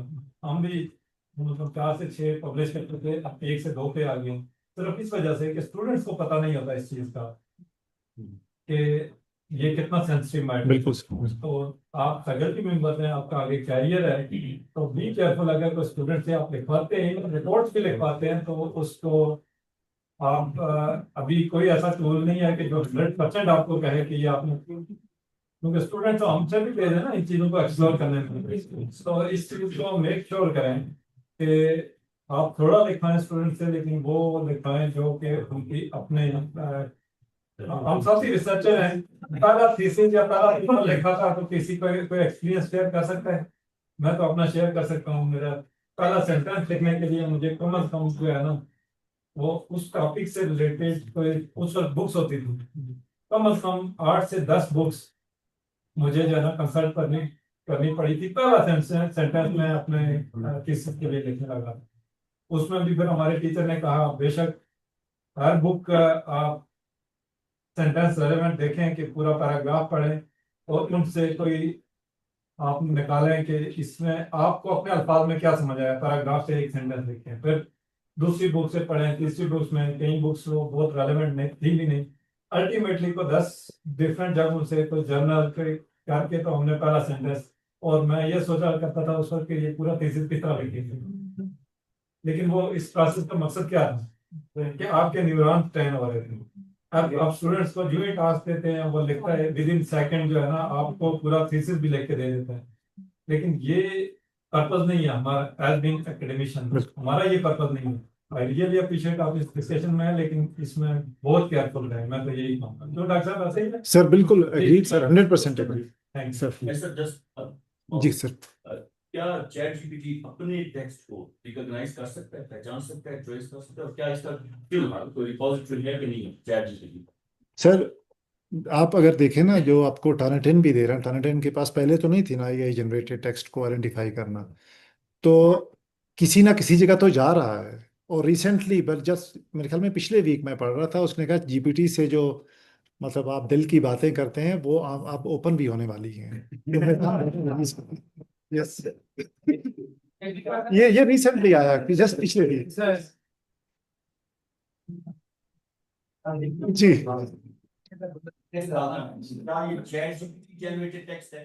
तो मेरे ख्याल में चैट जीपीटी कहता है कि नहीं, मैं इस चीज को आइडेंटिफाई नहीं कर सकता।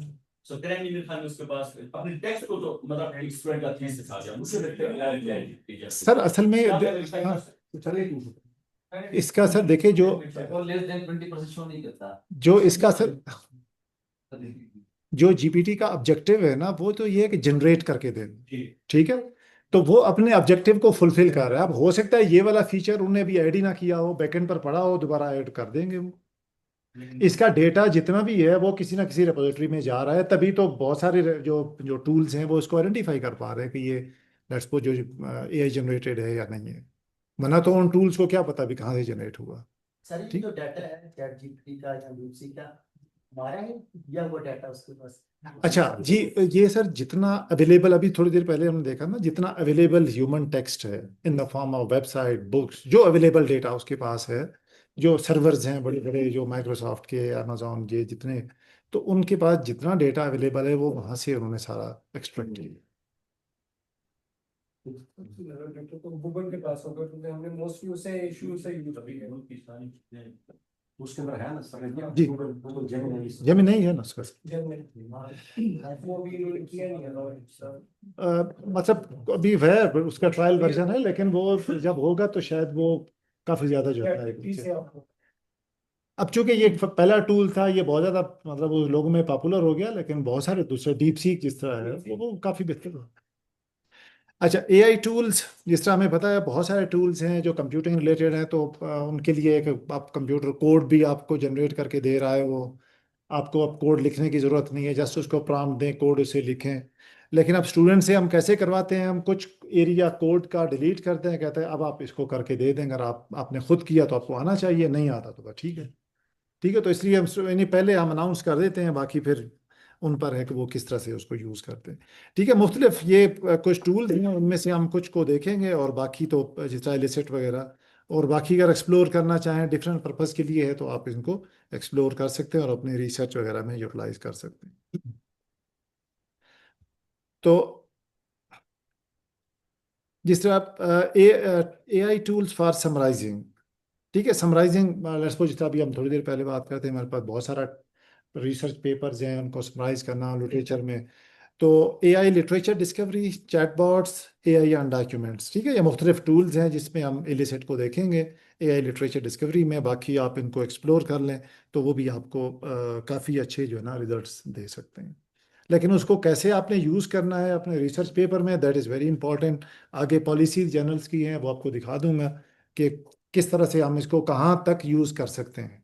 ठीक है, वरना तो बहुत सारे ऐसे प्रोफेसर भी हैं जो एक साल में कोई तकरीबन 80 के करीब पेपर छाप रहे हैं। अब मैं सोच रहा था भी कैसे छापते हैं।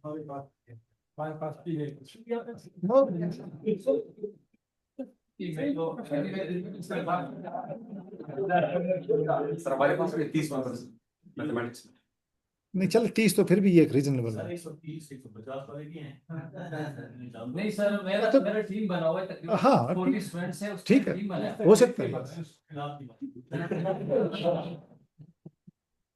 ये सर मैं आपसे ये पूछ रहा था ना, सर, सिर्फ रिफ्रेशिंग अगर हम कर सकते हैं, लेट्स सपोज इंट्रोडक्शन है ना, उसको मैं कहता हूँ किसी और के पेपर से मैंने इंट्रोडक्शन उठा लिया और उसको रिफ्रेश कर रहा हूँ मैं, तो ये इसकी लिमिटेशंस क्या होगी, इसको हम कर सकते हैं नहीं कर सर सकते? देखिए, रिफ्रेश करना आप उसको किस पर्पज के लिए यूज करते हैं? बस रिफ्रेश, कर रहा हूँ कि बात जो है ना पब्लिक पेपर वो तो सिमिलरिटी नहीं था। नहीं, वो तो फिर ये तो वैसे एथिकली भी नहीं है। ठीक है, एक हो चुका जो उसको आप रिफ्रेश करते हैं, डिक्टो कॉपी है, अब इसमें कोई नॉवेलिटी तो मतलब मैं पूछ रहा हूँ कि मैं इसका फिर हम कैसे यूज करेंगे और इसका कितना इम्पोर्टेंट है ये एआई को जो है ना हम आप कह रहे हैं ना कि इसको कहाँ तक यूज करना है, इसकी अच्छी वो आ रही है, वो भी आ रही है। सर तो जर्नल बता रहे थे उसमें आपने एक्सेप्ट करना है कि मैंने एआई को यूज किया है, तो फिर तो ओके। लेकिन कितना कितना यूज करना ये इंपॉर्टेंट है, और किस लेवल तक यूज किया, दिस इज इम्पोर्टेंट ये। अच्छा, उसके बाद अभी जस्ट है, इसकी कुछ स्नैपशॉट्स हैं, फिर मैं आपको यहाँ पर लाइव भी आपको दिखा देता हूँ। तो इलिसिट, जिस तरह मैं आपको बता रहा था कि हमारे पास एक लिटरेचर के लिए एक बहुत अच्छा टूल है, इसको आप यूज़ कर सकते हैं। आपको बड़ी अच्छी जो है ना वो दे देता है, यानी उसका एक टेबुलर फॉर्मेट में आप देखकर आपको आइडिया होगा कि कितना एक्सटेंसिव उसने काम किया, और उससे फिर आप फर्दर जो आपके जो रिसर्च क्वेश्चंस हैं उनको आप रिफ्रेश कर सकते हैं। वरना जिस तरह सर बता रहे हैं, कभी जब सर ने जब पहला सेंटेंस लिखा था अपने रिसर्च पेपर का या थीसिस का, तो 8-10 बुक्स कंसल्ट करके लिखा था। उसके बाद जैसे जैसे एक्सपीरियंस होता जाता है, अब जो एक्सपीरियंस प्रोफेसर्स हैं उनके पास कोई अगर रिसर्च पेपर कोई रिव्यू के लिए आता है, तो वो जस्ट उसकी मेथडोलॉजी, एब्स्ट्रैक्ट और उसके कंक्लूजन डिस्कशन को देखकर बता सकते हैं इसमें क्या क्या इश्यूज लेट्स सपोज हैं, कोई नोवेलिटी है या नहीं है। वो तो बेस्ड ऑन एक्सपीरियंस है, चूँकि वो हमारा माइंड ट्रेन हो गया। तो ये भी एक आपको एक जस्ट एक गाइडलाइन के लिए है। अगर इसको आप 100% ब्लाइंडली लेट्स सपोज हम यूज़ करेंगे तो हो सकता है वो करेक्ट ना हो, फॉल्स पॉजिटिव में आ जाए। पर इसको हम यूज़ कर सकते हैं अपने ब्रेनस्टॉर्मिंग के लिए और अपने जो जो रिसर्च क्वेश्चंस हैं उनको इम्प्रूव करने के लिए कि हम क्या करना चाह रहे हैं। अच्छा, इलिसिट में आप प्रॉम्प्ट लिख सकते हैं, आप उसके जो रिसर्च पेपर्स हैं पीडीएफ के फॉर्मेट में या वर्ड में वो अपलोड कर सकते हैं। फ्री वर्जन आपको 10 रिसर्च पेपर की फैसिलिटी देता है, जबकि जो पेड वर्जन है वो आपको 50 या उससे भी ज़्यादा प्रीमियम वर्जन आपको दे सकता है, 100 तक भी दे सकता है। जी दोबारा, at a time, at a time. वो तो फिर पर प्रॉम्प्ट होगा ना, वो कितना चार्ज करेगा, एट अ टाइम आपको वो दे सकता है ये। और उसके बाद फिर उसको डाउनलोड करना आपको टेबल की फॉर्मेट में, पीडीएफ में, वो आप कर सकते हैं। उसका कोई इतना बड़ा इशू नहीं है। जिस तरह ये उसका जस्ट है कि भाई आप सर्च सिमेंटिक स्कॉलर, ठीक है, तो उसमें आप इसको कर सकते हैं। और उसकी जो कहता है 100 to 20 credits on average, cost उसकी डेफिनेटली फिर प्रीमियम वर्जन की ज़्यादा होगी। अपलोड PDF आर्टिकल्स भी आप कर सकते हैं। और इस तरह की फिर आपको ना वो समराइजेशन दे देता है, कहता है ये आपका रिसर्च पेपर है, उसने दे दिया, समरी उसकी क्या है, मेन फाइंडिंग्स क्या है। मैं आपको दिखाऊंगा, अभी मैंने कल जस्ट लिया था। तो एक प्रॉम्प्ट को ये सॉल्व करते हुए तकरीबन कोई 5 to 10 मिनट्स लेता है, जो आपका यानी जो फ्री वर्जन वाला है। तो अगर आपके पेपर ज़्यादा हो जाए तो फिर डिपेंड करता है कि उससे ज़्यादा टाइम ले ले। पर कल जो मैंने उसमें एक प्रॉम्प्ट जस्ट देखा, तो उसमें उससे तकरीबन कोई 5 to 6 मिनट्स लिए, और फिर उसने मुझे फाइंड करके दिया। वो मैं आपको दिखाता हूँ अभी।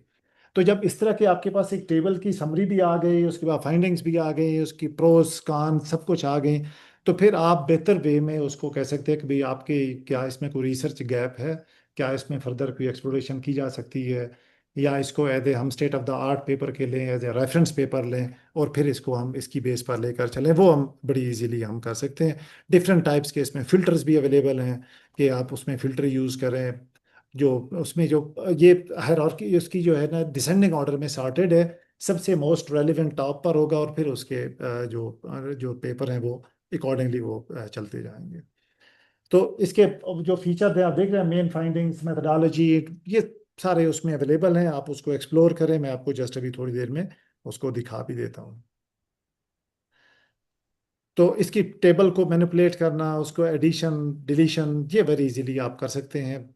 कोई उसका बड़ा इशू नहीं है। मतलब रिसर्च जो आपके फ्यूचर रिसर्च है, research question, policy recommendation, theoretical framework, future research, अब ये आप जिस भी फील्ड का इसको दे दें, ये ज़रूरी नहीं है कि हम लेट्स सपोज सोशल साइंस है, कंप्यूटर साइंस है, इनके रिलेटेड किसी भी फील्ड का दें, तो आपको वो इसी तरह से वो आपको यानी उसकी जो गैप्स वगैरह और वो फाइंड करके आपको दे देगा। तो उसके बाद एक डेटा एक्सट्रैक्ट फ्रॉम, जिस तरह अपलोड आप करते हैं उससे भी आप कर सकते हैं। और डेफिनेटली इसकी कॉस्ट भी होगी। तो उस कॉस्ट के अगर आप प्रीमियम वर्जन पर जाते हैं तो आपको फिर कॉस्ट पे करना पड़ेगी। वो तो उसकी डिपेंड करता है। इसके कुछ प्रोज और कॉन्स हैं। तो प्रोज इस इलिसेट के मैं आपको भी उसका वो डेमो दिखा दूंगा।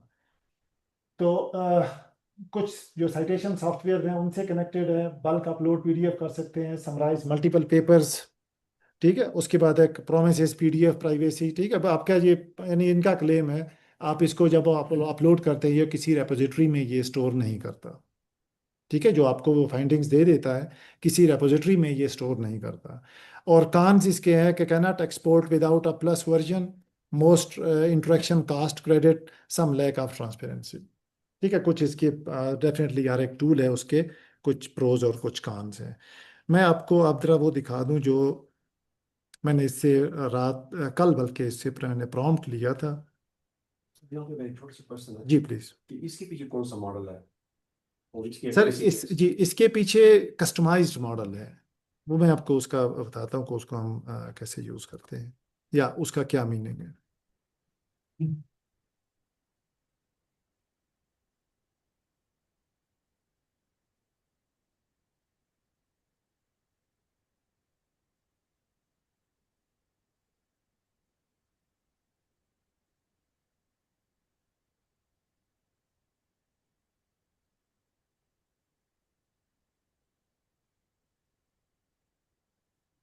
अच्छा, मैंने इसको प्रॉम्प्ट दिया था कि use of NLP in criminal law context में। मैंने इसको कहा था कि मुझे जो है ना, प्रॉम्प्ट मैंने ये दिया था उसको। तो उसने डेटा एक्सट्रैक्शन की पहले मुख्तलिफ रिसर्च पेपर उसने किए, और फिर उसने बताया कि भाई कौन से जिसके जो मेथड्स हैं, बैक एंड पैराडिस्टियम वगैरह, ये उसने यूज़ किए। और उसके बाद लीगल कॉन्टेक्स्ट में इसने दिखाया, कहते भी कौन कौन से मशीन लर्निंग मॉडल परफॉर्मेंस में। तो उसको तो और भी जूम इन कर दो।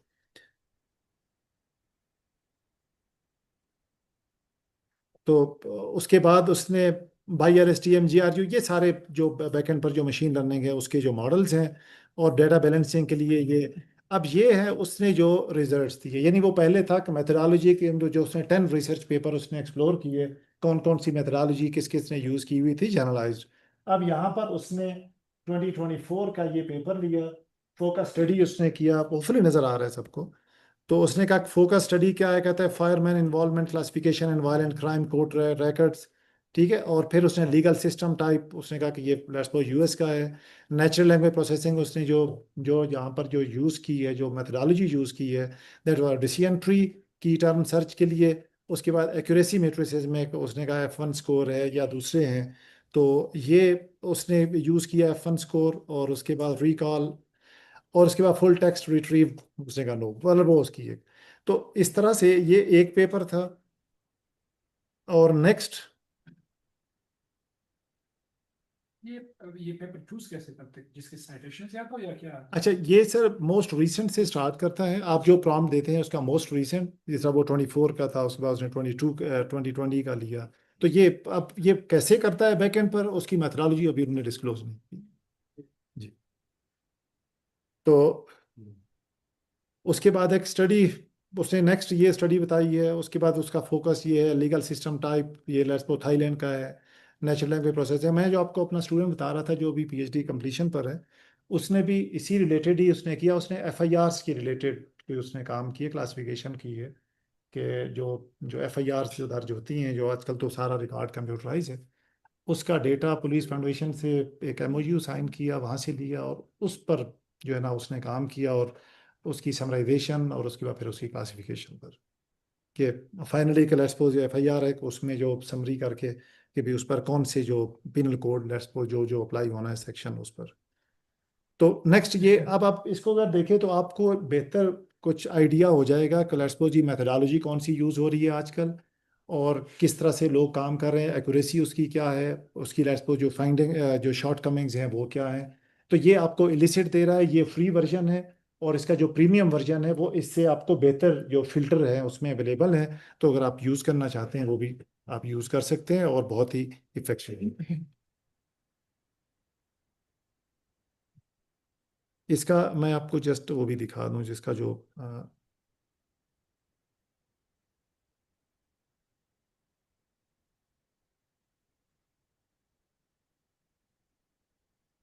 illicit.com, और इस पर आप अपना ID बनाएंगे, और उसके बाद फिर ये उसकी यहाँ पर प्रॉम्प्ट है। ठीक है, यहाँ पर आप कोई सा भी क्वेश्चन करें, या उसके नीचे यहाँ पर उसने कहा अपलोड एंड एक्सट्रैक्ट, यानी जो PDF का आप जिप करके अपलोड कर दें, आप कर सकते हैं, 10 फ्री वाले में कर सकते हैं। यहाँ प्रॉम्प्ट दें, और उसके बाद फिर आपको वो रिजल्ट देगा। लेट्स सपोज क्या क्या टाइम ले लेगा। अनपब्लिश्ड आर्टिकल को रिपॉजिटरी में नहीं भेजे सर? नहीं कुछ भी नहीं। रिपोजिटरी में ये बेसिकली लिटरेचर है ना, जो लिटरेचर जो पब्लिश्ड है, जो ऑनलाइन अवेलेबल है, ये वहां से एक्सट्रैक्ट करता है। नहीं सर, अगर कोई अपना पेपर हम देखना चाहे कि हाँ। फाइंडिंग्स लेट से मैंने की है, अब मैं AI से पूछता हूँ कि क्या मेरी फाइंडिंग्स ठीक है या नहीं है, इसके अंदर क्या हम बेहतरी ला सकते हैं, तो चूंकि पेपर तो पब्लिश नहीं है सर, तो क्या उसको रिपोजिटरी में अच्छा, इसने जो कहा हुआ है, कहता है कि आपकी प्राइवेसी प्रिजर्व है, उसको ये डिस्टर्ब नहीं कर रहा, और ये रिपोजिटरी में कहता है नहीं भेजता। अब ये उनका क्लेम है। नहीं, उसके बाद अगर हम रिपोर्ट को भेजने के बाद दोबारा ट्रिनिटी से करें, तब पता चलेगा कि करते हैं कि नहीं करते सर? तब पता चलेगा, ये जब वो क्लेम कर रहे हैं कि हम इसको रिपोजिटरी में नहीं भेज रहे, तो फिर नहीं भेज रहे। मतलब हम उनकी, मतलब कंपनी इतना बड़ी बनी है, तो मतलब वो हमें ट्रस्ट करना चाहिए अब। लेकिन फिर भी इसको वेरीफाई आपने करना है, ऐसे मतलब हम कुछ नहीं कह सकते जी। वेरिफिकेशन बहुत जरूरी है। अच्छा, अब यानी ये एक था, इस तरह से GPT भी है, उसको भी यूज़ कर सकते हैं। ग्रामरली की आपको आगे बताऊंगा कि उसका कैसे यूज़ करना है हमने। तो ये तो था लिटरेचर का, और फिर आगे है टेक्स्ट जनरेशन, और वो अब मुख्तलिफ जर्नल्स हैं, उनकी मुख्तलिफ पॉलिसीज हैं। जिस तरह आपको पता है, जर्नल किसी एक पब्लिशर के अंडर होता है। पब्लिशर जिस तरह बड़े बड़े हैं, एल्सेवियर है, IEEE, Springer, Taylor and Francis, etcetera. तो ये कितना हद तक AI को एक्सेप्ट करते हैं, और किस हद तक ये कहते हैं कि हम इसको एक्सेप्ट नहीं करेंगे। और इनमें सब में जितने भी हैं, उनमें एक बात तो वेरी कॉमन है, जो कि सब ने उन्होंने कहा कि हम जनरेटिव AI को एज ए को author will not be accepted. ठीक है, को ऑथर कहता है जनरेटिव AI एक्सेप्टेड नहीं है। और उसके अलावा बाकी कितना हद तक यूज करेंगे, उसको डिस्क्लोज कैसे करेंगे, उसकी स्टेटमेंट क्या होगी, ये जो है ना यहाँ पर मैंने कुछ मेंशन किए हैं, आपको मैं बता देता हूँ। तो जो साइंस है, उसकी जो है ना policy, adoption of ChatGPT and related LLMs to support research and generate scholarly content continues to accelerate। ये तो आप इसको हम डिनाई नहीं कर सकते। The policy of the science family of journals has been that use of these tools and research is acceptable as long as proper disclosure appears in the method section। ठीक है, अब मेथड सेक्शन में disclosure देना है। वो disclosure क्या है, तो वो इसकी यहाँ पर स्टेटमेंट्स भी लिखी हुई हैं। उसने यहाँ पर जो स्टेटमेंट मैं आपको समराइज करके बता रहा हूँ, चूंकि उसको हम ओपन करेंगे तो फिर वो पूरा एक पेज है। उसने कहा आप इसको एज ए ग्रामर और प्रूफ रीडिंग के यूज कर सकते हैं, ठीक है, as a grammar and proof reading के। बाकी अगर आप उससे सेक्शन जनरेट करवाते हैं, लिखवाते हैं, वो एक्सेप्टेबल नहीं। और इसमें जो एज ए को author, that is also not acceptable. तो इसका और वो भी हमने मेंशन करना है कि फलां पैरा को, लेट्स सपोज, एक मिनट से, कि फलां पैराग्राफ को या फलां सेक्शन को हमने क्या किया, उसकी जो ग्रामर उसकी चेक कराई, प्रूफ रीडिंग कराई फलां टूल से। बस ये हमने उसको बताना है, और ये उसका जो डिस्क्लोजर है उसकी स्टेटमेंट में लिखना होगा। जी सर। सपोज हमने एक पैराग्राफ लिख लिया, तो उसको मैंने पेस्ट कर दिया, इसकी ग्रामर सही कर दी, लिस्ट में दे दिया, जी। तो ये फिर अगर जो ग्रामर वाली है सर, उसमें तो वो अभी तक उसको एआई में कंसीडर नहीं कर रहा। यानी आप उसको आप कहेंगे ना, इसको मुझे, जो उसने जो सजेशन दी, उसने कहा जी ये आपका ठीक नहीं है, मैं ये पूरा सेंटेंस इस तरह से आपको लिख दूं, आप उसको एक्सेप्ट करेंगे, वो फिर एआई में आ जाए। ग्रामर में तो ये है कि लेट्स सपोज किसी को आपको उससे टेंस चेंज करके बताया भी ये यहाँ पर बेहतर है, जो कि आपको वर्ड भी अक्सर बेशतर दे रहा होता है सजेशन आपका लिखा, तो दैट इज एक्सेप्टेबल। लेकिन उसको भी डिस्क्लोज करना होगा कि हमने इसकी जो ग्रामर वगैरह है वो यहाँ हमने चेक की थी। तो आपने पहले एक पेपर आया है, उसमें चैट जीपीटी को बेहतर लिखा हुआ है उन्होंने, तो क्या वो जो चैट जीपीटी का पार्ट है वो फिर जस्टिफाई हो जाता है इसमें? सर जो मैंने यहाँ पर देखे मेंशन किए हुए ना पब्लिशर, इनने तो कहा, कहता है कि हम जीपीटी को एज ए को ऑथर कंसीडर नहीं करेंगे, ठीक है।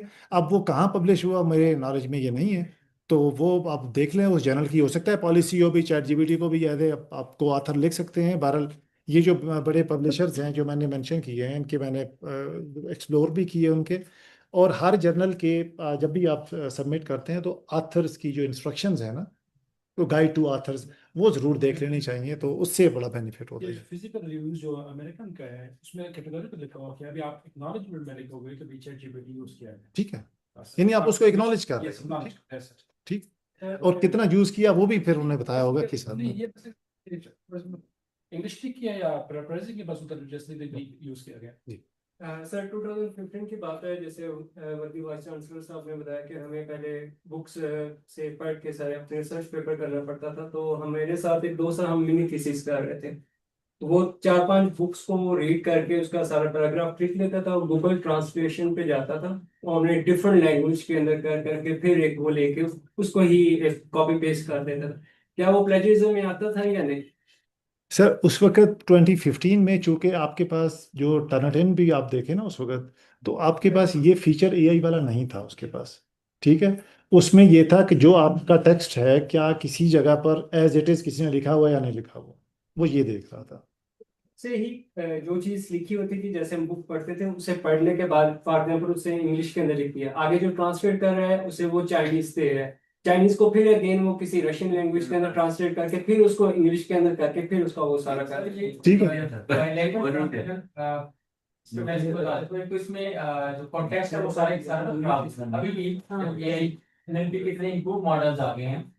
मैं स्टूडेंट की एमएस पीजी के काम कर रहे हैं लैंग्वेज ट्रांसलेशन के ऊपर, एक लैंग्वेज मॉडल आप एक बाइलिंगुअल ट्रांसलेशन के ऊपर, तो उसके अंदर जो एक्यूरेसी उतना अचीव नहीं कर पाए। जिस कॉन्टेक्स्ट में आप 2015 की बात करें, उस वक्त इतने भी नेचुरल लैंग्वेज प्रोसेसिंग के पीछे मॉडल्स थे भी नहीं कि आप पहले इंग्लिश में लिखें, उसको चाइनीज में करें, चाइनीज से दोबारा इंग्लिश में, तो एक्यूरेसी मेरे ख्याल में 40-50%। सर तो जो आपका रिव्यूअर होगा वो उस कॉन्टेक्स्ट को पढ़ ही नहीं सकेगा, समझ ही नहीं सकेगा आपने कॉन्टेक्स्ट कहना क्या है ना।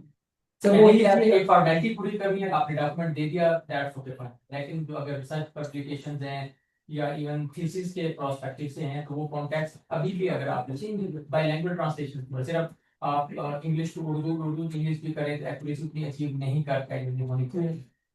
सर मैं आपको अपना एक्सपीरियंस शेयर करूं, ये जो मेरा स्टूडेंट भी पीएचडी कर रहा है ना, हमें डेटा सिक्रेसिटी का प्रॉब्लम था, डेटा हमारे पास कम था। फिर ये ऑप्शन हमने एक्सप्लोर करने की कोशिश की, हमने कहा कि चलें इसको हम एक और लैंग्वेज में ट्रांसलेट करके दोबारा हम लेकर आते हैं। फिर उससे जब हमने एक्सपर्ट जो लॉयर्स थे उनको भी हमने इंगेज किया हुआ था उनके साथ, और खुद भी हमने जब देखा, तो उसकी वो कॉन्टेक्स्ट ही नहीं अंडरस्टैंड कर पा रहे थे कि भाई ये लिखा हुआ क्या है, तो वो इफेक्टिवली वो यूजफुल नहीं था। तो फिर हमने कहा कि जितना हमारे पास डेटा है हम उस पर हम काम करते हैं, जो उसके बाद फिर और डेटा हमने कलेक्ट किया, और अभी भी हम उसको कलेक्ट कर। सर उस वक्त ये होगा थीसिस किसी का सबमिट कराना हो फॉर्मेलिटी तो दैट्स फाइन, तो वरना किसी का पब्लिश करना हो तो दैट इज चैलेंजिंग। अच्छा, अब हमारे पास है नेक्स्ट एल्सवेयर। एल्सवेयर में यानी उनका का एज ए पब्लिशर हमारी ये पॉलिसी है, कहता है the policy only refer to the writing process and not to use the AI tool to analyze and draw insight from the data as a part of the research process. Second, the author should disclose in their manuscript the use of AI and AI assisted technologies. ठीक है, and statement will appear in the published work. Third, ये है authors should not list the AI and AI assisted technologies as an author or co-author, not cite AI as an author. ठीक है, as a publisher कहता है कि हमारी ये आप नहीं कर सकते। और authors are allowed to use generative and AI assisted technologies and writing process before submission, but only to improve the language and the readability. ठीक है, तो उसकी जो बाकी जो उसकी यानी हम उसको जो यूज करते हैं वो उसमें नहीं। यस, ये मैं भी कहने वाला था कि जो यानी हम जितना प्रोफेसर्स के पास ही रिव्यू पीयर रिव्यू जो प्रोसेस है उसमें आपके पास जब रिव्यू आता है, हमारे पास भी आते हैं, तो उस पर क्लियरली लिखा है कि भाई आपने जीपीटी से जनरेटिव एआई से इसके रिव्यूज नहीं लिखवाने। अच्छा, उसके बाद जब आप सबमिट हम कराते हैं तो उस वक्त भी होता है कि यानी एक चेक बॉक्स ऑन करना होता है कि भाई आपने असिस्टेड या जनरेटिव एआई तो यूज नहीं किया फॉर रिव्यू प्रोसेस। ठीक है, तो ये बिल्कुल है, और उसकी वजह ये है कि वो किसी रेपोजिटरी में जा रहे हैं और वहाँ उसका सिमिलैरिटी फिर आपको पता है कि वो फिर काफ़ी सारे प्रॉब्लम क्रिएट हो सकते हैं। तो ये तो अब हो गया, ऑथर मस्ट नॉट लिस्ट और cite AI assisted technology an author and a co-author. अब ये जो स्टेटमेंट है यानी जो एल्सेवियर की जो स्टेटमेंट है वो हमें ये लिखना होगी that during the preparation of this work the authors use अब टूल का नाम लिखना होगा, name tool service in order to reason, यानी हमने क्या इसकी रीडेबिलिटी इंप्रूव की या इसकी ग्रामर हमने इंप्रूव की। After using this tool service the author reviewed and edited the content as needed, take full responsibility for the content published. ठीक है, ये पूरी डिक्लेरेशन जब स्टेटमेंट किसी जगह पर किसी रिसर्च पेपर में आ रहा होगा ना, उसकी इम्प्लीकेशन का आप खुद अंदाज़ा लगा सकते हैं कि जो थर्ड पर्सन या जिसके सामने हम जाकर वो प्रेजेंट करेंगे उसके सामने इंप्रेशन क्या होगी, आप ये बेहतर फिर देख सकते। ठीक है, तो ये हमें एक्सप्लिसिटली मेंशन करना होगा कि भाई आप ये करें। हाँ, उसने कहा the declaration does not apply to use of basic tools such as tools used to check the grammar, spelling, references etcetera. So if you are nothing to disclose you do not need to add a statement. ठीक है, यानी जिस तरह word में भी आ रहा है ना, स्पेलिंग गलत मिस्टेक है तो आप उसको ठीक कर लें, तो उसकी डिक्लेरेशन की जरूरत नहीं है। अगर किसी का आपने यूज किया तो ये स्टेटमेंट आपको एल्सवेयर के जो जर्नल्स हैं उनमें मेंशन करना पड़ेगी। अच्छा, उसके बाद है आई ट्रिपल ई में कहता है disclosure author must disclose the use of AI generated text, figure, image जो भी है in acknowledgement section in their submission. ठीक है, तो specific AI system used and the sections where AI was applied should be identified, यानी आपने वो section भी बताने हैं, टूल भी बताना है, कैसे यूज किया, कितना तक यूज किया, वो सारे का सारा हमें वहां बताना होगा। The use of content generated by artificial intelligence in an article, but not limited to the text, figure, image, and code, shall be disclosed in the acknowledgement statement. और उसने कहा कहता है using AI tools for editing and grammar enhancement is common practice and generally does not require the disclosure. तो sir कि अगर paragraph आपने already लिख दिया है तो क्लैरिटी आप उसको कलर बेस्ड तौर पे वेरीफाई कर लीजिए और एनहांस कर दीजिएगा, और आप कहते तो उसको डिस्क्लोजर करने की जरूरत नहीं, राइट? उसको इनहेंस अगर आप उसमें जनरेटिव टेक्स्ट आप यूज करेंगे, आपको लेट्स सपोज मैं आपको दिखाऊंगा आगे, वो कहेगा ये आपको लेट्स सपोज ये जो आपका सेंटेंस है इस सेंटेंस की जगह मैं ये सेंटेंस डाल दूं तो दैट इज अ जनरेटिव, और वो फिर आप वो नहीं कर सकते। हाँ, उसने बीच में कह दिया लेट्स सपोज एक सेंटेंस है, दूसरे टेंस बेहतर उसको रिफ्लेक्ट कर रही है, दैट्स फाइन। सेंटेंस को तो रिप्लेस कर दिया उसी से। किससे सर, दोबारा कहें? ChatGPT sir. नहीं सर, उसकी अपनी ही प्रोडक्शन उसे पैराग्राफ दे दिया और आप उसे दोबारा रिफ्रेश कर दें, वो भी फिर भी वो तो फिर तो वही है ना, मल्टीपल है, वो तो वही एआई है। किसी और के पेपर से उठा के उसको रिफ्रेश नहीं कर सकते। नहीं हाँ, वो डिफरेंट है। अच्छा, उसके बाद है स्प्रिंगर। तो ऑथरशिप क्राइटेरिया उसका है कि जो कहता है जीपीटी या एआई असिस्टेड टेक्नोलॉजी ऑथरशिप को सेटिस्फाई नहीं करती। ठीक है, ये ऑथरशिप को सेटिस्फाई नहीं करती। आपको disclosure use the LLM should be documented in the method section or a suitable alternative part of the manuscript. ठीक है, तो हमें जो भी यूज है वो फिर बताना होगा। और पॉलिसी ये है कि LLMs should not be listed as an author, human authorship is required for the accountability. ठीक है, ये जो उन्होंने स्टेटमेंट दी है ना लास्ट में, कहता है human authorship is required for accountability. जिस तरह वाइस चांसलर साहब भी बात कर रहे थे कि बहुत सारे लोगों से नोबेल प्राइज भी इवन रिटर्न हुए हैं, क्योंकि जो उसने लिख दिया कि एक ह्यूमन है, वो उसकी जिम्मेदारी है, जो आपके नाम से पब्लिश हुआ वो पूरी जिंदगी आपके नाम के साथ है। तो इसलिए हम सबको केयरफुली देखना चाहिए चीज़ों को, ताकि हम इसको बेहतर वे में यूज कर सकें। नाम सब पब्लिश होता है। सर पाकिस्तान में एक यूनिवर्सिटी है, वहाँ पे वाइस चांसलर साहब हैं, उनकी सर एक साल में अराउंड अबाउट 170 की पब्लिकेशन है। 170 सर जो है ना, 50+ उनके पेपर है वो रिफ्लेक्शन एक वेबसाइट है, अभी वो सर स्टिल ऑन सीड है वाइस चांसलर। सर इसके ऊपर कोई हमारी पॉलिसी या किसी तरह कोई डायरेक्शन नहीं है कि एक बंदा ओपनली क्राइम करे, रिफ्लेक्शन मीन क्राइम, और उसके ऊपर सर पॉलिसी तो बनी हुई है, अब उसकी इम्प्लीमेंटेशन है, उसके लिए हम क्या कर सकते हैं। सर हमारी नई ट्रेनिंग में ये भी थे, लेकिन शायद मतलब है किसी से हमारे पास जो है ना कंसर्न बन रहा था, ये प्लेजरिज्म की बात करूँ, अगर कोई कर रहा है तो उसको हमें रिपोर्ट करना है विद प्रूफ।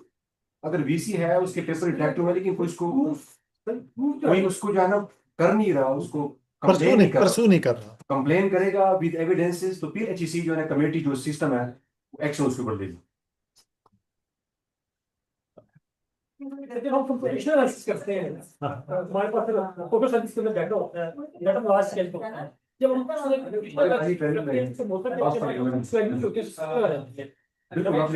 करते हैं तो वो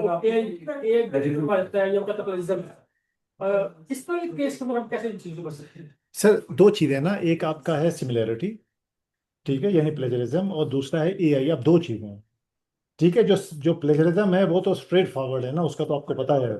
और जो AI है, इसको अप टू सम एक्सटेंट हर एक यूनिवर्सिटी की अपनी पॉलिसी है। कुछ यूनिवर्सिटीज़ के कुछ लिमिट तक, लेट्स गो 10% या 12% तक कहते हैं, अगर हो तो दैट्स फाइन, क्योंकि वो फॉल्स पॉजिटिव भी उसमें काफ़ी सारे हो सकते हैं। तो अगर उससे ज़्यादा, लेट्स गो 30 है, 40%, 50%, तो फिर उस पर डिपेंड करता है यूनिवर्सिटी की अपनी की क्या पॉलिसीज़ हैं। अभी जनरेटिव AI पर मेरे नॉलेज में अभी HEC की तरफ से कोई डायरेक्शन या कोई पॉलिसी अभी नहीं आई। हमने अपनी यूनिवर्सिटी की बनाई हुई है, बाकी एक अभी तक डायरेक्शन कोई HEC की तरफ से नहीं, और वहाँ भी होपफुली जल्दी आ जाएगी। सर रिट्रैक्शन बाद ना जुम्मे का टाइम हो रहा है, तो सर को टाइम दे दे कि वो कंप्लीट करें, फिर उसके बाद क्वेश्चंस करें। तो टेलर एंड फ्रांसिस, इसका जो है ऑथरशिप क्राइटेरिया सेम है कि उसको हम ऑथर रहते यूज़ नहीं कर सकते, यानी वो क्वालिफाई नहीं करता। डिस्क्लोजर हमने करना है, ठीक है। और अब जब भी यानी जनरेटिव AI टूल जो भी यूज़ हुआ, तो आपको वो डिस्क्लोज करना है कौन सा इसमें यूज़ हुआ। अच्छा, उसके बाद एक ये जो केस स्टडीज में आपको बात कर रहा था, ये जो आपको मैं दिखा रहा हूँ ना, ये सामने राइट साइड पर आप देख रहे हैं, मेरा वो स्टूडेंट जो अभी जिसकी मैं बात कर रहा था, उसने यानी वो ग्रामरली टूल यूज़ किया हुआ था। उसने कहा नहीं, ये सेंटेंस बड़ा अच्छा दे रहा है, तो उसने कहा ठीक है जी, रिप्लेस कर लें। तो जब उसने मुझे भेजा, उसकी मैंने जब चेक किया, तो ये उसकी जो सिमिलैरिटी है वो तो तकरीबन थी 6-7%, लेकिन AI में 64%। फिर मैंने उसकी क्लास भी ली और मैंने कहा ये तुमने क्या किया। उसने कहा सर मुझसे ये मिस्टेक हुई है कि जो ग्रामरली से मैंने उसको चेक करा था, इंस्टेड ऑफ कि सिर्फ मैं उसकी ग्रामर या कोई स्पेलिंग या इसका प्रूफ रीड करवाता, मैंने क्या करवाया, उसने कहा ये सेंटेंस मुझे भी बड़ा अच्छा अट्रैक्टिव लग रहा था, मैंने कहा ठीक है रिप्लेस कर दे। वो बेसिकली जनरेटिव AI में शामिल होता गया, ठीक है, वो नहीं करना। और फिर उसने ये सबको रिफ्रेज किया, और इस पर उसके तकरीबन 2 हफ्ते लग गए। और उसके बाद फिर मुझे कहता है सर अब इसमें वो मज़ा मुझे नहीं आ रहा जो मैंने इनिशियली लिखा था। मैंने कहा अब तो आपको भुगतना होगा। ठीक है, तो ये आपने बड़ी केयरफुली इसको देखना होगा कि आप उसको, यानी उसने जो लिखा हुआ था कहते हैं ग्रामर वगैरह के लिए दैट्स फाइन, बट आप उसको जनरेट नहीं करा सकते। ठीक है, तो यहाँ पर ग्रामर करेक्शन और proof reading is fine, but text generation नहीं। ठीक है, तो आप इसके चाहे ग्रामरली के पास भी, आपके जिसके पास पेड वर्जन है, आप पूरे का पूरा उसको डॉक्यूमेंट दे दें, तो पूरे का पूरा डॉक्यूमेंट भी आपको वो असेस करके देता है इसमें जो ग्रामर इंप्रूव करने की मिस्टेक्स है। वैसे टर्निटिन भी आपको कुछ ना कुछ दे रहा होता है कि भी ये इसमें आपने ठीक है, ये उसकी फर्दर डिटेल है। और ये जो आपको नजर आ रहा है, ये उस पूरे डॉक्यूमेंट में वो पैराग्राफ्स हैं या जो सेक्शंस हैं जहां पर उसने वो यूज किया हुआ था। तो ये AI जनरेटेड ओनली कहता है 62% है। AI generated text that was AI पैराफ्रेज्ड, वो 2% है। अच्छा, उसके बाद फिर डीप सीक है। जिस तरह से आपको पता है, डीप सीक के बारे में भी ग्रामर करेक्शन है, प्रूफ रीडिंग तक की हद तक ठीक है। टेक्स्ट जनरेशन में आप करेंगे फिर दोबारा आएंगे तो वो सिमिलैरिटी होगी। तो use better prompt for good result, ठीक है। यानी कि जिसको हम कहते हैं प्रॉम्प्ट इंजीनियरिंग। प्रॉम्प्ट इंजीनियरिंग जितना अच्छी होगी उतना बेहतर आपको रिजल्ट्स मिल सकते हैं, उतना यानी प्रॉम्प्ट इंजीनियरिंग का मतलब जो हम शुरू में जब हम रिसर्च करते हैं हाइपोथेसिस बिल्ड करते हैं, ये बेसिकली वही है प्रॉम्प्ट। कि आप जितना अच्छा हाइपोथेसिस बिल्ड करेंगे उतने आपको अच्छा रिव्यू लिटरेचर मिलेगा, और उतने अच्छे आपकी जो जो आगे जो की मेथोडोलॉजी है वो बेहतर होगी। अच्छा, अब इसकी कुछ लिमिटेशन थे। कहते हैं generative AI tools are expanding rapidly as all we know, access the tool the same way you should assess the individual source. ठीक हो गया, यानी उसको एज ए सोर्स आप उसको लें और उसको फिर असेस करें। सम पब्लिशर में allow the use of generative AI in specific ways. अब read author guideline before submission, ठीक है। आपको पता पब्लिशर के अंडर बहुत सारे जर्नल्स हैं, कोई जर्नल ने लेट्स सपोज रिलैक्स किया हुआ, तो उसकी सबमिशन से पहले उसकी जो ऑथर गाइडलाइंस हैं वो ज़रूर आपने देखनी है। So using gen A I in certain ways of for assignments may prevent from learning. अच्छा, दूसरा ये कि जीपीटी को यानी जितना हम इफेक्टिवली यूज़ कर रहे हैं तो उससे पहले ये, और ये हमारे थिंकिंग प्रोसेस को भी इफेक्ट कर रही है। मैं रिसेंटली एक स्टडी देख रहा था, तो उसने कहा ये थिंकिंग प्रोसेस को बहुत बैडली इम्पेक्ट करती है, क्योंकि कोई एफर्ट नहीं होती आपके यानी जिसको हम कहते हैं ना कि आपके एक माइंड में किसी जगह पर पड़ा हुआ है, आपने कहा चले मैं जीपीटी से ये प्रॉम्प्ट करा लूंगा, तो that might be difficult in some time. Initially तो शायद हमें फील ना हो, but with the passage of time फिर ये प्रॉब्लम होती है। हम भी ऐसे वो करते हैं हायरिंग, आप लोग भी यहाँ करते होंगे। तो जिस भी आप मतलब इवन के मास्टर्स पीएचडी करके लोग आ रहे हैं, उनसे उनकी रिसर्च के बारे में पूछें, कहते हैं ये क्वेश्चन हमसे ना करें, अपनी रिसर्च का हमें नहीं पता, बाकी हमें पोजीशन दे दें जिस पोजीशन के लिए आए हुए हैं, तो दैट्स फाइन। तो अच्छा, दूसरा ग्रामरली और इलिसिट जीपीटी, ये तकरीबन सारे एक ही तरह के टूल्स हैं। तो अगर एक अंडरस्टैंड हो गया तो बाकी भी अंडरस्टैंड हो जाएंगे। तो इनको यूज़ करें लेकिन रिस्पॉन्सिबिलिटी के साथ, और दूसरा इसको जो डिस्क्लोजर है वो फिर आपने करना है। ग्रामर वगैरह के लिए कोई ज़रूरी नहीं है, आप उसको यूज़ करें। तो ये कुछ आपके कुछ फीडबैक हमें चाहिए, ये मैंने यहाँ पर ये डाल दिया, इसको स्कैन कर सकते हैं और QR code Google form share किया हुआ है, वो ये सर्वे वाला वो तो वो इसमें जस्ट 3-4 में भी 3 to 4 मिनट्स भी ना लगे, तो वो आपने ज़रूर में बताना है। इसके अलावा आपके अगर कोई क्वेश्चन हैं, यू आर वेलकम। और सर अब फॉर एग्जाम्पल मैं देख रहा था कि आमतौर पे ज्यादातर लोग जो है ना, अगर आप कोई इमेज सर्च कर रहे हो, अगर आप उससे मुझे कोई इमेज जनरेट कर रहे जिसमें कोई बंदा लेफ्ट हैंड से लिख रहा हो, डिफरेंट से लेफ्ट हैंड से लिख ओके वो हमेशा आपको राइट हैंड से लिखने वाला बंदा इमेज जनरेट करते हैं, क्योंकि डेटा इसके पास ये पड़ा होता है सारा। तो ये बेसिक डेटा जो ऑलरेडी पड़ा होता है वो सिस्टम उस पर जो है ना ऑलरेडी जो अवेलेबल है सर, अवेलेबल है, जो अवेलेबल है। right? और जिस तरह कि ये तो इसमें प्लेजरिज्म आता है, बेसिक डेटा ऑलरेडी जो पड़ा हो उस पे ये ट्रेन होके आप आंसर दे पाओ जी। तो इस पे ये कोई नया अपने तरफ से नहीं नया लिख रहा हो, तो कोई इस तरह नई चीज लिख रहे ताकि ये जी ये सर एग्जिस्टिंग में से लिखकर दे रहा होता है प्रोबेबिलिटीज को, उसको रिफ्रेज करके एग्जिस्टिंग जो आपका प्रॉम्प्ट है उसके अकॉर्डिंगली, और वो जो लिख कर दे रहा होता है दैट इज एक्चुअली जनरेटेड, वो जनरेटेड है। दो बेसिकली है, एक है एक्सट्रैक्टिव, एक है एब्स्ट्रैक्टिव। जो एक्सट्रैक्टिव है वो ये है कि आपके पास जो लेट्स सपोज पेपर है उसमें आपने कोई सेंटेंस लिए और फिर आपने उसको कर लिया, दैट इज एक्सट्रैक्टिव। यानी सेंटेंस भी सेंटेंस कहीं से लेकर आपको बना दिया।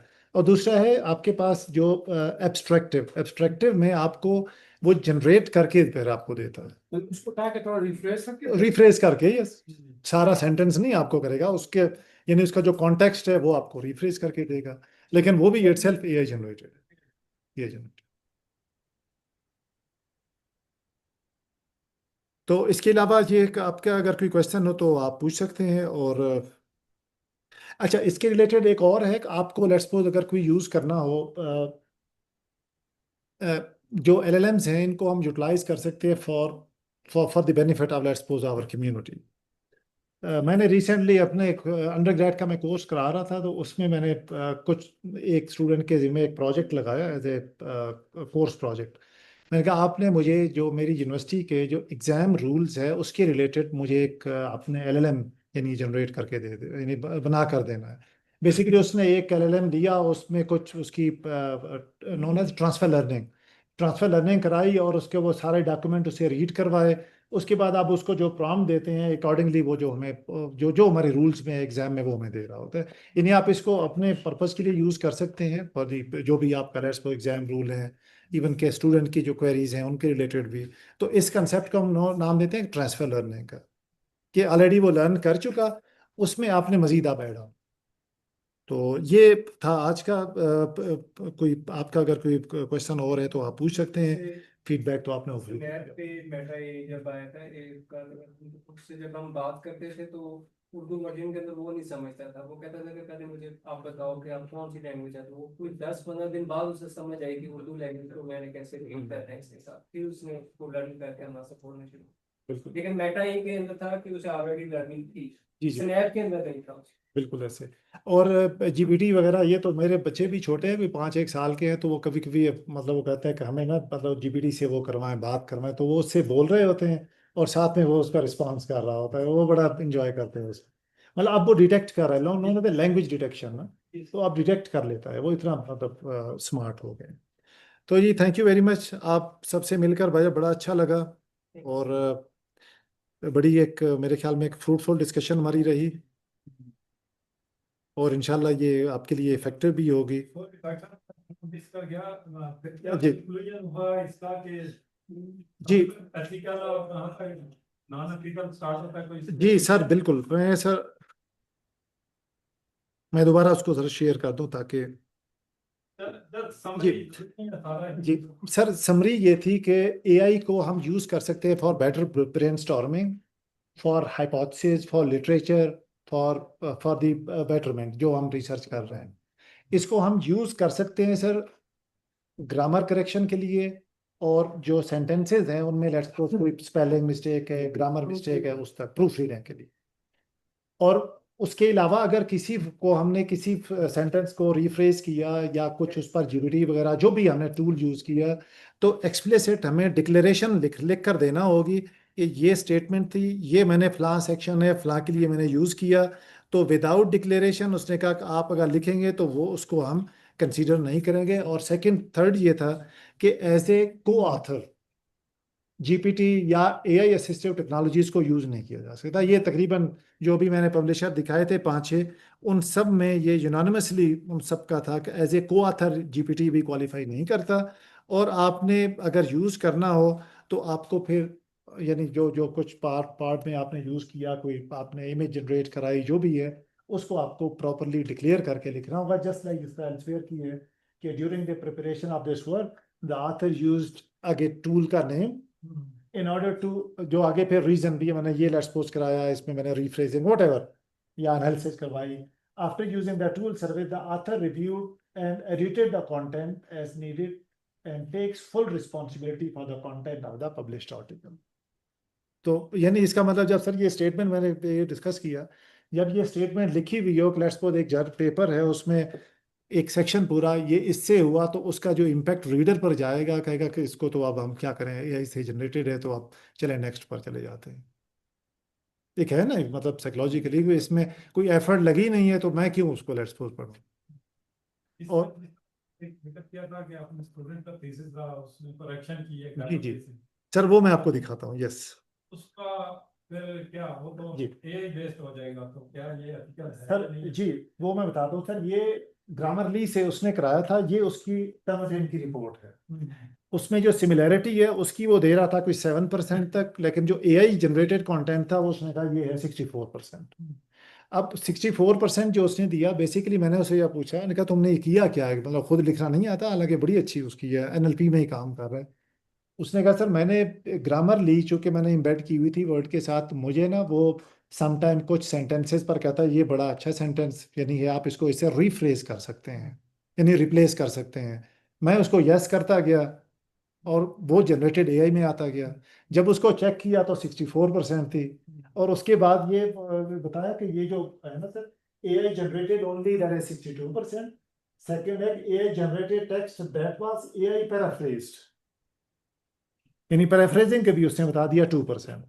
तो फिर उसको दोबारा उसमें मैंने कहा अब तो दोबारा आपको लिखना पड़ेगा, चूंकि अब ये तो एक्सेप्टेबल नहीं है। अब एक तरफ से जर्नल तो आपको थोड़ा सा इतनी प्रिविलेज दे रहा है, तो क्या ये एक्सेप्टेबल होगा? क्योंकि हमारे सिस्टम में तो ये एआई बेस्ड होगा और वो तो एक्सेप्ट ही नहीं चाहिए। सर ये नहीं हुआ ना, फिर दोबारा इसको रिफ्रेज उसने किया, उसको यानी रिफ्रेज का मतलब उसने रीराइट किया। जनरल आप थोड़ी सी कोई अगर प्रिविलेज दे भी रहे हैं तो that is only specific for that case, कि दूसरे जनरल में या दूसरे पेपर पे वो भी एक्सेप्टेबल नहीं हो, ना नहीं भी हो सकता। नहीं, यस नहीं भी हो सकता, यस। और दूसरा ये कि इसमें सर हमने तो अपनी यूनिवर्सिटी की एक पॉलिसी बनाई है एआई और जनरेटेड एआई की। तो ये यानी डिपेंड करता है यूनिवर्सिटी टू यूनिवर्सिटी कि इसमें फॉल्स पॉजिटिव का बहुत ज़्यादा खदशा होता है। तो उसमें यह कि इसको हम स्पेसिफिक लेवल तक, लेट्स सपोज 6-7% तक या 10% तक या लेस देन 10% तक हम लेवरेज दे सकते हैं।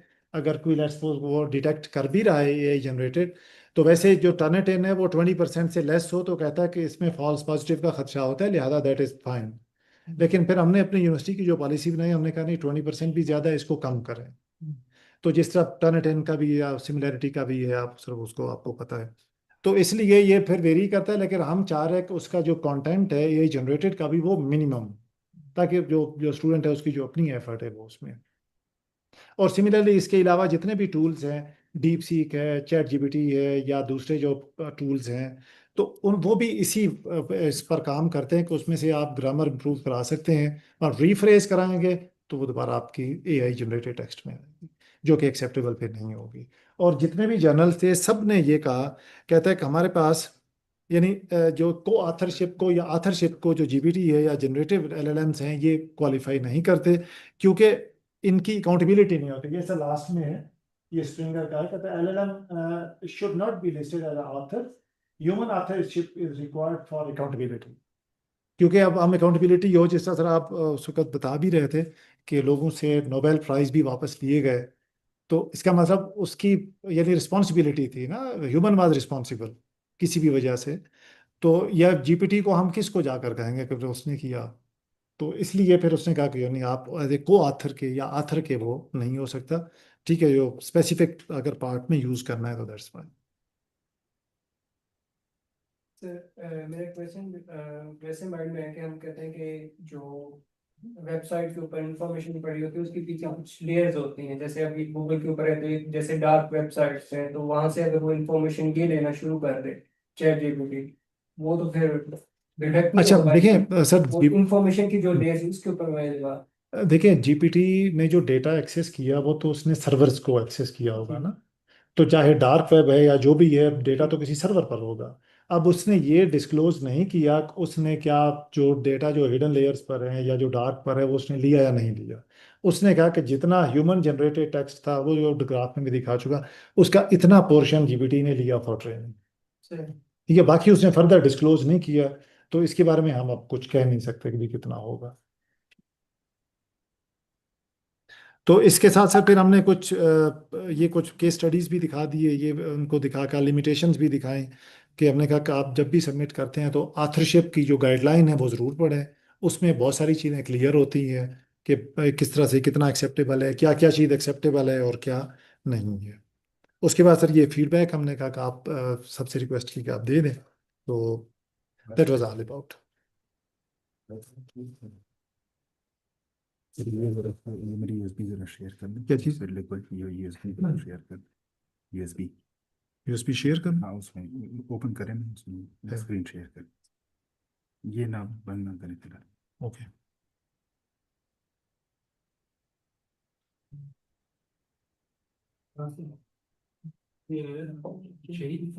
एक सेकंड,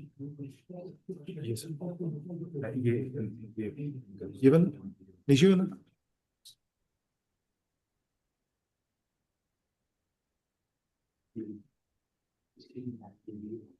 ओहो,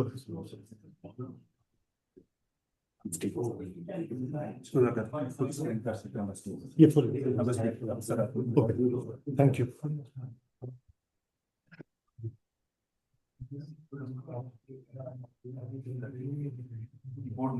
Oh.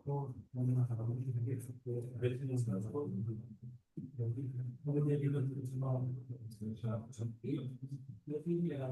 we are truly grateful to Dr. Hassan for his informative and engaging talk, sir. Thank you once again, sir. Thank you also to the Vice Chancellor, faculty, and all the participants for joining us today. Thank you once again, sir. Now we come to the end of the session. I would like to requesting the Vice Chancellor to please come on the stage and provide a plaque of appreciation, a token of appreciation to Dr. Mehdi Hassan for today event and today talk, sir. Please, sir.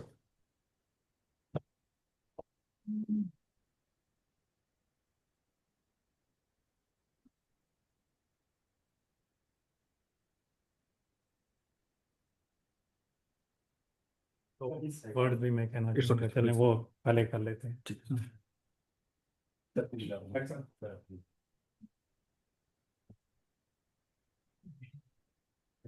you so much. Thank you.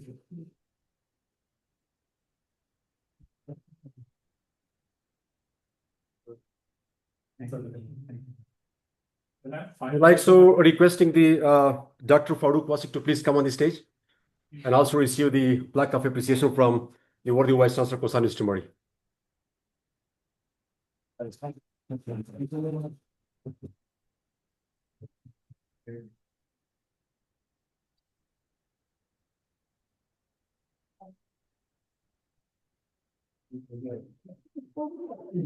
और replace करने अच्छा चलें, एक दो चीज़ें मैं यहाँ पे चलें फाइनल थॉट्स अपने शेयर करना चाहता हूँ। देखिए हमारा ये जो खासकर एकेडमिक साइकिल चल रहा होता है, that is based on more than 150 years of academic progress ना, कि उस वक्त आप हाथ का लिखा हुआ भी ना कुछ कुछ जगहों पे आपने देखा होगा कि एक पीस ऑफ पेपर वो as a research paper consider होता था, हाथ से आप लिख के देते थे। तो उसी से फिर प्रोग्रेशन हुई है और अल्टीमेटली जर्नल्स के बने हैं, जर्नल्स के पेपर्स, फिर जर्नल ये थोड़ा सा कमर्शियल एस्पेक्ट आ गया और वैरायटी भी आ गई, हर लेवल के जर्नल्स भी आ गए। तो उस वक्त के हिसाब से देखें तो जिस तरह मैंने अपना एक्सपीरियंस आपके साथ शेयर किया, हर एक के साथ यही फेस हुआ होगा कि एक सेंटेंस लिखना भी ना पहली दफ़ा कि वो क्रिएटिव हो और आपका हो, ये एक बड़ा मुश्किल प्रोसेस था, जो कि अब एक सेंटेंस क्या उससे भी कहीं ज़्यादा इजी हो गया कि आप 10 थीसिस लिख लें उससे कम टाइम में इन टूल्स को यूज़ करते हुए ना। तो अब वो बात या वो रिक्वायरमेंट्स चेंज हो गई हैं। अब क्योंकि टेक्स्ट भी आप जनरेट कर सकते हैं, तो अब वो रिक्वायरमेंट्स चेंज हो गई हैं कि आप वहाँ पे क्या टेक्स्ट की फॉर्म में डाल रहे हैं। एक तो डाटा होता है ना, डाटा इज समथिंग के जो आपके पेपर में जो खासकर साइंस में लोग काम कर रहे हैं उनके लिए जो डाटा बहुत इंपॉर्टेंट चीज़ है, और वो नया डाटा होगा तो फिर ये सेकेंडरी हो जाती हैं जो चीज़ें हैं ना, डिस्कशन वगैरह।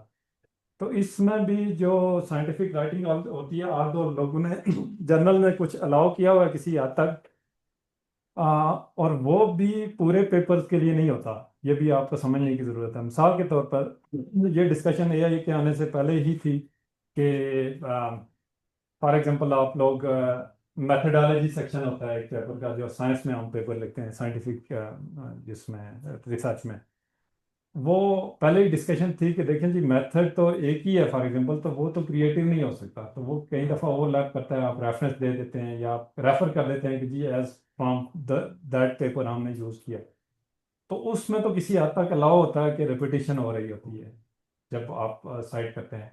लेकिन आप ये कहें कि आपकी जो डिस्कशन है वो एआई जनरेटेड है या एनालिसिस किया जो एआई के बेस पे आपने डाटा दे के किया, that will be again questionable. तो इसलिए बेहतर ये है कि एक तो अवॉइड करें इन चीज़ों को मैक्सिमम, लेकिन एक टेक्नोलॉजी है जिसके दस्तरस है, अगर एक डाटा बैठ के हम हाथ से एनालाइज करें तो वो शायद हमारे पास 1 महीना लग जाए, और वही इन टूल्स को यूज़ करते हुए करें तो शायद हमें आधे घंटे के अंदर या 1 घंटे में हमें वही रिपोर्ट जनरेट हो जाए। तो उसको एज इट इज़ मत यूज़ करें, बी केयरफुल। उसको जिस हद तक आप अगर कोई टूल यूज़ कर रहे हैं तो सेफेस्ट वे है कि आप या तो अवॉइड करें, या अगर यूज़ कर रहे हैं तो उसको डिक्लेयर करें otherwise you can be in trouble at any level of your career. Students को ये नहीं पता होता, ये बाद में चीज़ें फिर जो है ना वो जब सारी आपकी रिपोर्ट जनरेट होती है, एनालाइज होती है, कोई एक पेपर भी ऐसा पता चले कि जी ये एआई जनरेटेड था, इन्होंने इसको क्लेम किया है, तो वो आपके लिए करियर में प्रॉब्लम कर सकता है। तो इस सेशन का मकसद बेसिकली यही था कि आपको सेंसिटाइज भी करना, और I am really thankful doctor साहब, आपने बड़ा insightful starting from basics of the thing, तो अल्टीमेटली हम जो पब्लिश कर रहे होते हैं, तो हो सकता है फ्यूचर में ये भी हो जाए कि अब ये स्टाइल भी पब्लिशिंग का चेंज हो जाए, लेकिन वो ज़ाहिर है अभी जो चीज़ें एस्टेब्लिश हैं, क्योंकि पिछले 5-7 साल की ये सारी प्रोग्रेस है, तो अगले कम से कम 5-7 साल और भी लगेंगे इन चीज़ों को दोबारा मार्केट में आने तक। तो उस वक्त तक हमें भी इस ग्रे एरिया से, ये नहीं कि हम फ़ायदा उठा रहे हैं, फ़ायदे के साथ बाद का कंसिक्वेंसेस बड़े सवेयर होते हैं, इस चीज़ के लिए भी तैयार हैं। तो इसलिए मैंने तो पर्सनल आपको अपनी स्टोरी बता दी है, जहाँ हम 5-6 पेपर करते थे, हमने 1-2-3 पे ले आए, इसलिए नहीं कि हम वो काम नहीं कर रहे, जस्ट इसलिए कि स्टूडेंट्स को पता नहीं होता कि वो इस चीज़ का नेगेटिव यूज़ क्या, और हमें बात का अंदाज़ा नहीं होता कि वाकई स्टूडेंट ने अपने से ये टेक्स्ट लिखा है या एआई से जनरेट किया। तो हम अवॉइड ही करते हैं कि जब तक कि कोई सॉलिड हमारे पास वर्क ना हो, हम उसको पब्लिश करने के लिए रिस्ट्रिक्ट करते हैं कि चले थोड़ा सा पॉलिसी क्लियर हो जाए, टूल्स क्लियर हो जाए, तो उस वक्त भी पब्लिश हो सकता है। आपका नावल काम है तो इतना जल्दी कोई वो नहीं काफ़ी होता। हाँ, कुछ फील्ड में शायद कंप्यूटर साइंस में होता हो, लेकिन हमारे फील्ड में जिसने नया काम, अगर वाकई नया काम किया हुआ है, तो वो इट रिमेंस न्यू ना अप टू सम टाइम।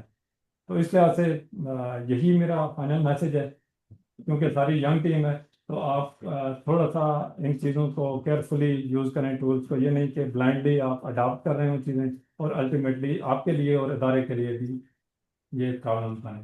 तो इसके साथ ही मैं जो स्पीकर हैं और इंडिविजुअली तो मैंने खैर शुक्रिया डॉक्टर साहब, आपके जो अदारा policy research institute plus British Council जो भी इस फंडिंग करा या इसके फैसिलिटेट कर रहे हैं, हम उनके भी शुक्रगुजार हैं और आपके भी शुक्रगुजार हैं।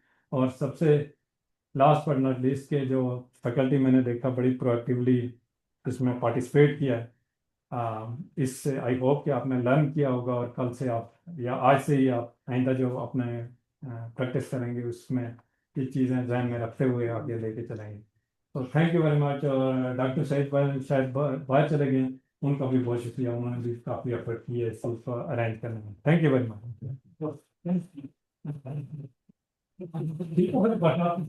ठीक है, बहुत शुक्रिया।